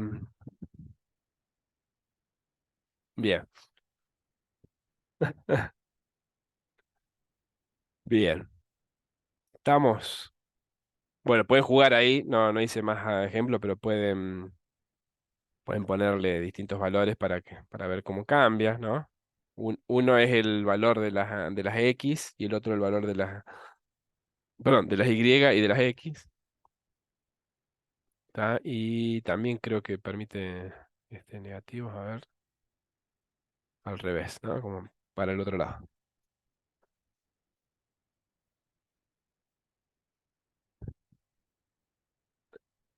Bien. Bueno, pero el banner manía no lo usa nadie, ¿no? Ahí sí se les caen varias otras. O el banner, ¿no? Ese ya no lo conoce nadie. Bueno. Yo Eh, sí, profe. muy bien. Ya lo habíamos Era charlado. chiquitita y lo tenía mi tío en la computadora. Sí, sí, me acuerdo. En esas que Este, imprimían como con unas con agujas. la, Chi, ma- chi, chi. con la matriz de puntos, sí. Está bien, yo tenía como 4 o 5 años, ¿no? Pero No, no. igual me acuerdo. El Sí, banner. sí, Porque me sí, sí. hacía cartelitos para que no jodiera. Claro, nosotros éramos tan pobres que jugábamos a eso. Bueno, jugábamos a hacer carteles. Bien, vamos Multi con... Painter, ¿no? En las casas. Vamos, y no los imprimíamos, era solo hacerlo, ¿no? Porque no había plata para imprimir. Bueno, este, ni mucho menos a color. Vamos con los colores, hablando de eso. Dice, los No, colores. recuerdo que yo Sí, estaba 5 años para imprimir. claro, claro, sí, Esa de tardaba los mucho. agujeritos, la que Sí, hacía sí, chi, chi, la de matriz de puntos. Esa que, no sé, yo me acuerdo que hacía un ruidazo, lo sí, único. Pero exactamente. porque mi tío lo tenía en la oficina, entonces yo iba y le rompía la esquinota y me imprimían ahí. Está muy bien. Bueno, ya vimos un poco de cómo especificar colores. En general usábamos la palabra del color, pero por ahí alcanzaron a ver, se dieron cuenta, estos valores con F, 0 y el numeral. Está en hexa, ¿sí? Entonces vamos a usar por nombre, por RGB, por hexa por HSL y dos variantes más de los mismos sistemas con A, que la A desde el canal alfa, que permite transparencia. Algunos nombres de colores son red, green, blue, gold, bueno, ya estuvimos viendo, orange, pink, navy, un montón de colores. Y después dice, el RGB utiliza tres valores para armar el color, es rojo, verde y azul, en un sistema decimal, cuyos valores van del 0 al 255. Con hexa es lo mismo, son tres porciones, que son, el primer par es rojo, después verde y después azul, con valores que van del 0 al 255, pero en hexadecimal. Entonces van de 0 a FF. Y con HSL también tiene tres valores, pero permiten establecer el tono, la saturación y la luz. Y todos son equivalentes, o sea, no hay un color que yo pueda hacer en un sistema y en el otro no. Siempre puedo ir y volver a todos los... O sea, los tres sistemas permiten especificar todos los colores. Yo uso el que me quede más cómodo. Y principalmente donde lo van a utilizar es, por ejemplo, en la propiedad color, que es para colorear el texto de un elemento, y en el background color, que es el fondo del elemento. Acá en el listado de colores están todos los nombres con su valor hexadecimal, ¿sí? Y acá tengo un poco más de teoría de los colores, bueno, también con nombres.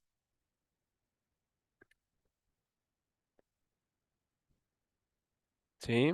Bueno, acá también, por ejemplo, ya vamos a ver borde en la próxima clase, pero también para establecer el color del borde.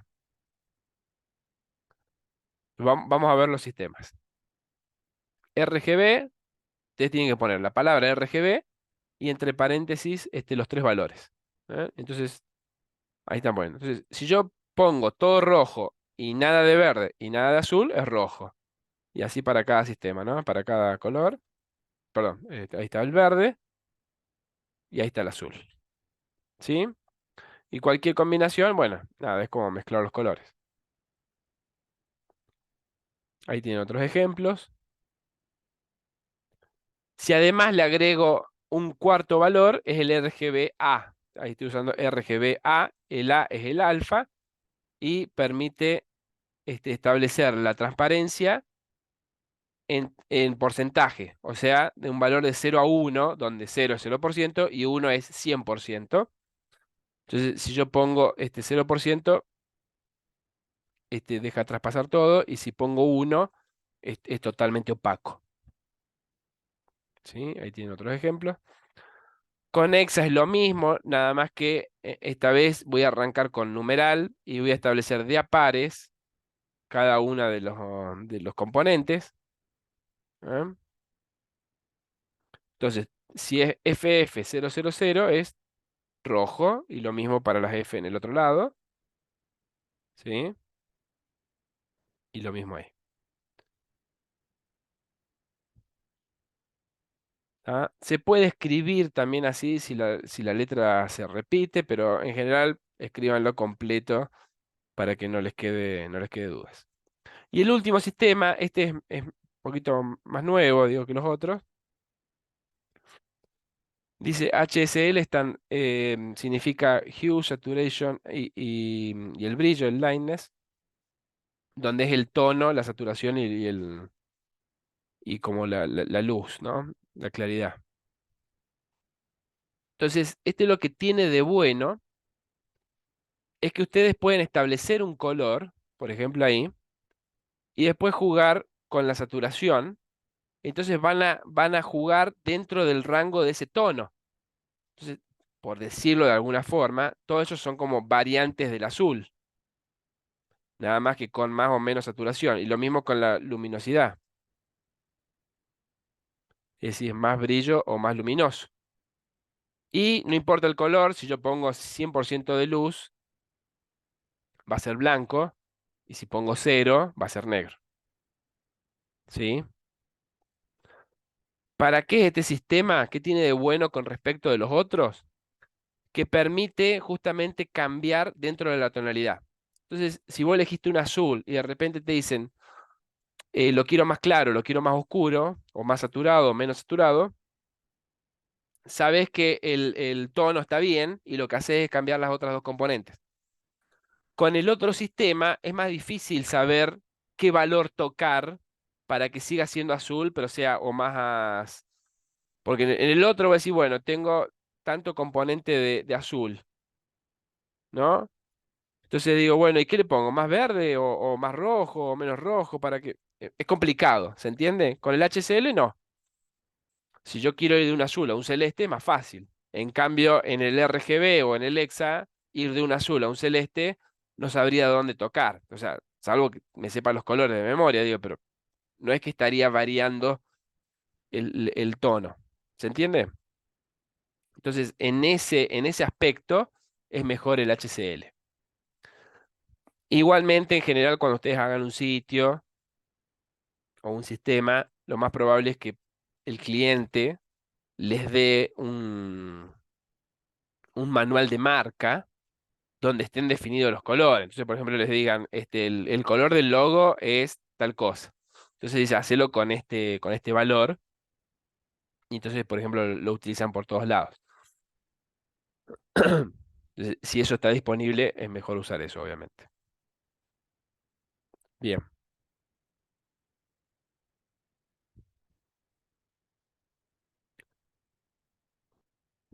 Bien, hablando del fondo, dice, además de cambiar el color de fondo, se puede establecer una imagen o un degradado como fondo. Puedo establecer la opacidad del fondo. Dice, el canal alfa del color puede lograr efectos similares, pero no es lo mismo. Ya vamos a ver la diferencia. No es lo mismo poner un color transparente que el fondo sea opaco o no opaco. Puedo poner una imagen de fondo con background image. Puedo utilizar background repeat si quiero que, si la foto es estilo mosaico, puedo hacer que se repita.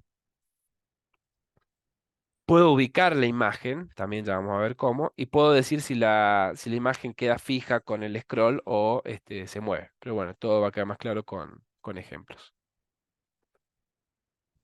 Esperen que vamos cerrando algunos, así no se nos juntan. Bien, color de fondo, por ejemplo, celeste. Bueno, este ya lo habíamos visto. Ahí tengo diferentes colores de fondo. Fíjense que acá el div es un contenedor, ¿sí? Ya lo vamos a ver, pero básicamente es un contenedor. Dice, el color de fondo es azul, o sea, celeste, y adentro tiene un P que tiene un color de fondo. Entonces se lo pisa. No es que se lo pisa, el P tiene color de fondo, entonces no deja ver el celeste. Si no, por defecto sería transparente. Supongamos que esto yo lo borro. Y entonces dejaría ver el color celeste de atrás. ¿Sí?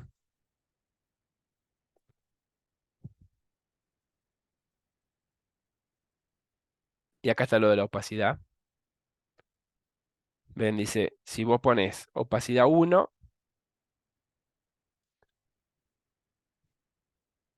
esta es la propiedad de opacidad, perdón. Opacidad y transparencia, no son las dos cosas. Nada más que si tiene 1 es totalmente opaco y si es 0 es totalmente transparente. Ahora, no es lo mismo darle opacidad a un elemento donde acá está totalmente opaco, ya menos y casi nada, donde apenas se ve, que ponerle un color transparente al elemento, ¿sí? No es lo mismo, ¿no? Porque el texto no sería opaco si yo cambio el color de fondo con un canal alfa, que es el ejemplo que está acá. ¿Ven? Acá en vez de jugar con la propiedad opacidad, lo que hace es que el color tenga diferentes grados de transparencia. Entonces acá tiene 10%, o sea, 0,1. Entonces es casi transparente el color, pero el color de fondo. El elemento sigue siendo visible, como lo puedo ver en el texto.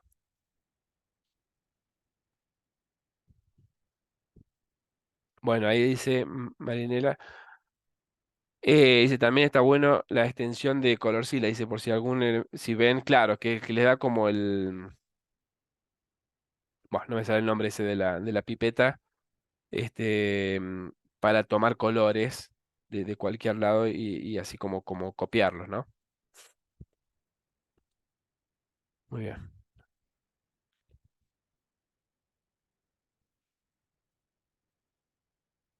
Bien. Y veamos el tema de la imagen. Veamos este. Fíjense acá. Dice background image URL paper GIF. Está todo ocupado, ¿no? Porque está en el body. Ahora, esta imagen, en realidad, si ustedes se dan cuenta, ahí tiene como un patrón. Entonces, en realidad la imagen es chiquitita y lo que hizo fue repetirla. Entonces, con una imagen muy chiquita, le pone fondo a a toda la página. Eso se puede cambiar con el background repeat. Bueno, como dice ahí, ojo con las combinaciones, porque si el color de fondo de la foto no me deja leer, cambien el color de la letra o cambien la imagen de fondo.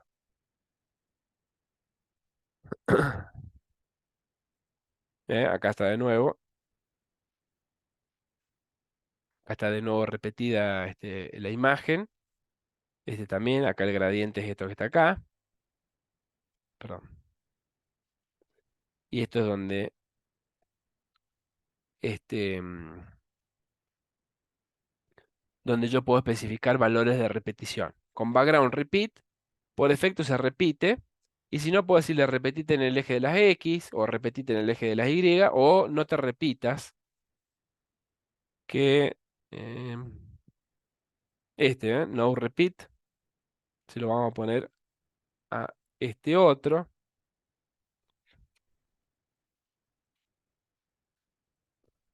eh, Background.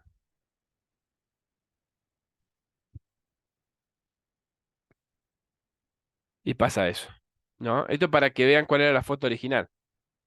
El GIF original es ese pedacito, que es el mosaico, y dándole un estilo de mosaico, ¿sí? Yo le saco eso, por defecto es repetir, y entonces queda así. ¿Tá?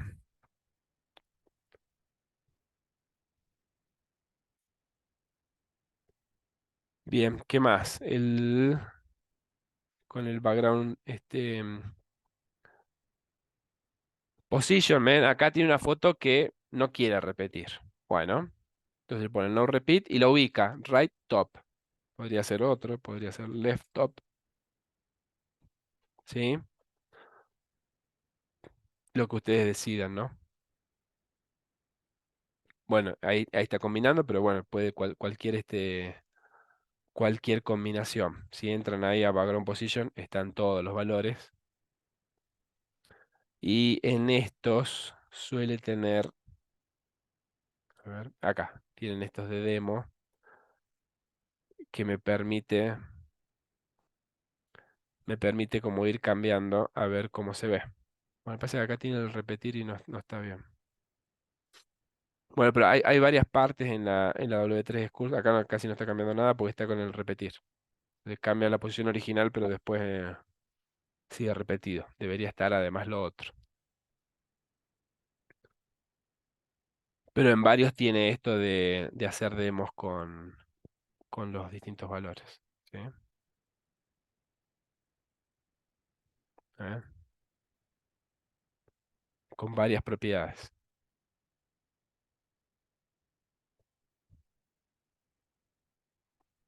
Tienen para probar varias propiedades a la vez. Varios valores juntos.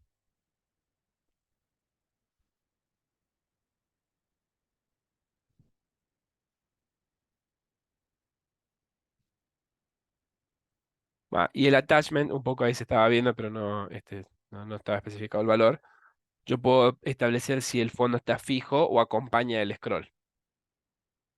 Cuando ustedes ponen fixed, yo puedo scrollear. Acá tiene mucho contenido a propósito para que se pueda scrollear. Y ven que la foto queda fija ahí. Está fija. Si no, acompañaría el scroll. Entonces se va perdiendo cuando scrolleo. ¿Sí? También. Eso depende del gusto y la foto de cada uno. como les convenga.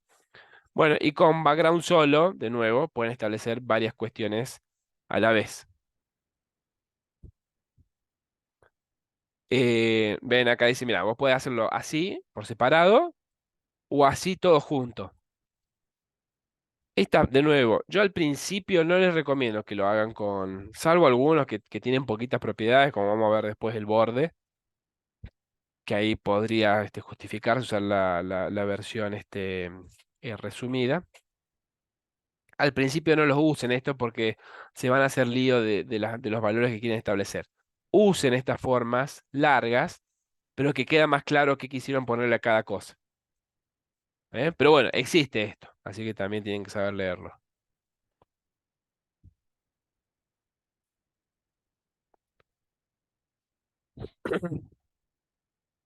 Bueno,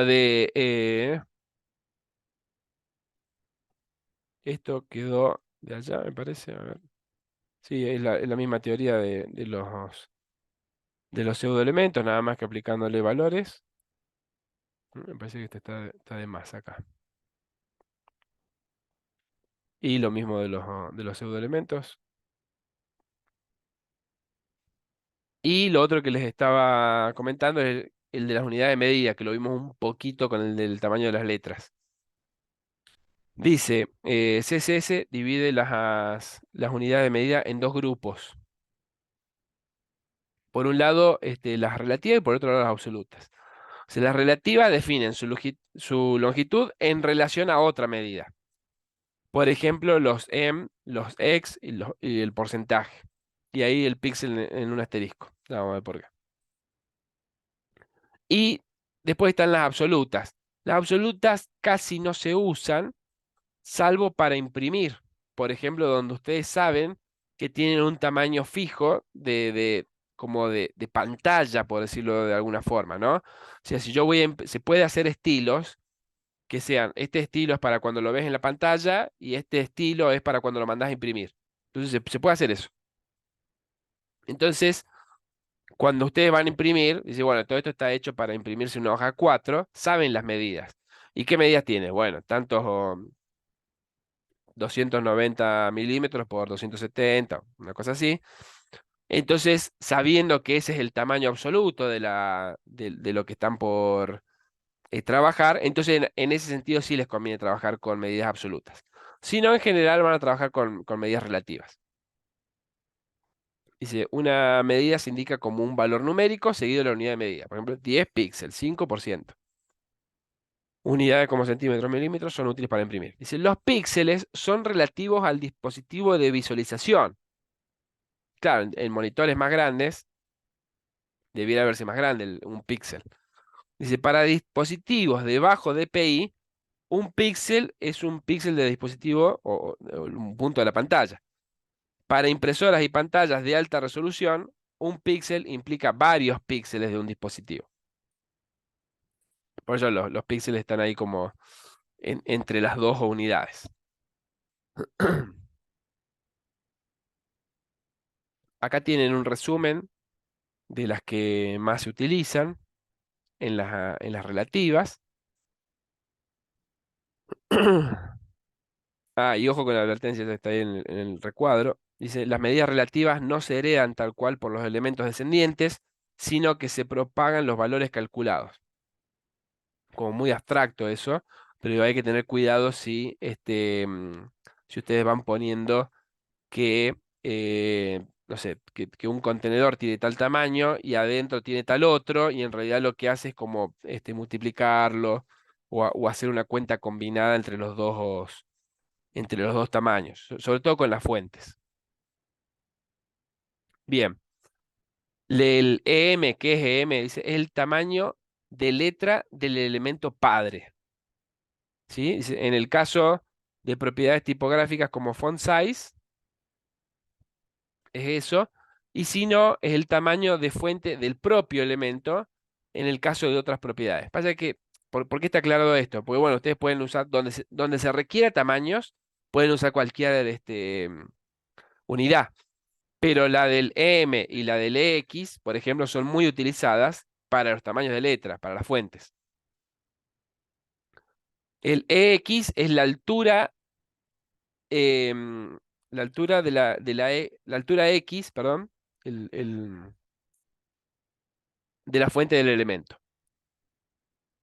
Después dice, el CH dice, es la medida de avance del glifo, básicamente es como el ancho del cero, ¿sí? De la letra del elemento, o sea, dependiendo por, ¿por qué dice de la letra del elemento todo el tiempo? Y porque depende de la fuente, ¿no? Va a haber fuentes donde una letra sea más grande y hay otras fuentes donde esa letra es más chica. Entonces, es relativo a eso. Rem es igual que EM, pero en vez de ser del elemento padre, es del elemento raíz. Después dice LH es la altura de la línea del elemento. ¿Se acuerdan que habíamos visto la altura del line height? Bueno, un LH es ese tamaño, ¿sí? De nuevo, igual, por ejemplo, para letras van a usar mucho el EM o el EX, y si no, píxeles, no hay problema. Y después las que están más para abajo, se usan mucho para dar dimensiones a elementos, ¿no? El alto y el ancho, que los vamos a ver la clase que viene. El BW y el BH son un 1% de la ventana gráfica, lo que se llama el viewport, de lo que se está viendo, ¿sí? Y el Bmin y el Bmax son la unidad, la dimensión más pequeña. Puede ser la altura o el ancho. En cualquiera de los dos casos, devuelve la menor. Y lo mismo para el Bmax, devuelve la mayor. Eso se utiliza mucho para, por ejemplo, cuando se está trabajando en tablets o en teléfonos también, que la persona da vuelta al dispositivo y justamente se invierten los tamaños. Bueno, y por último, un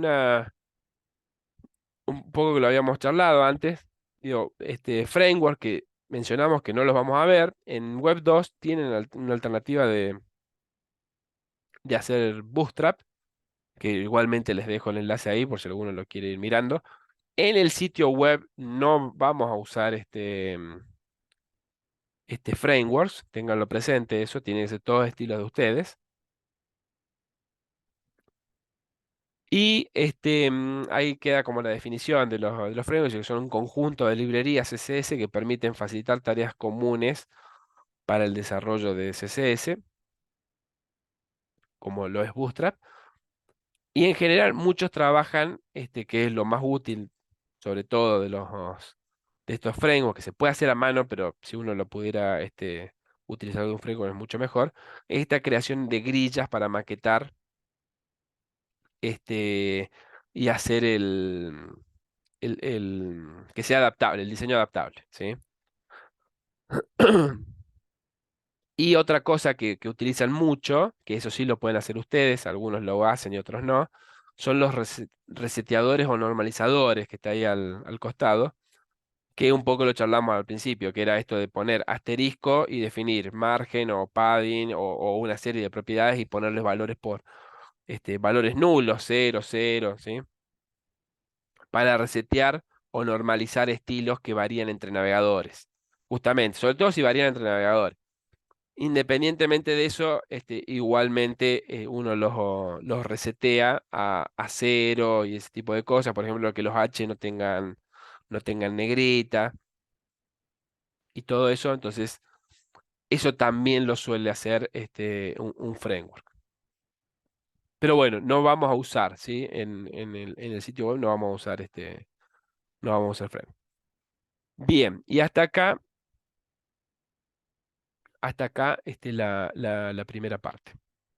¿Sí? La clase que viene vamos a seguir con la parte más avanzada.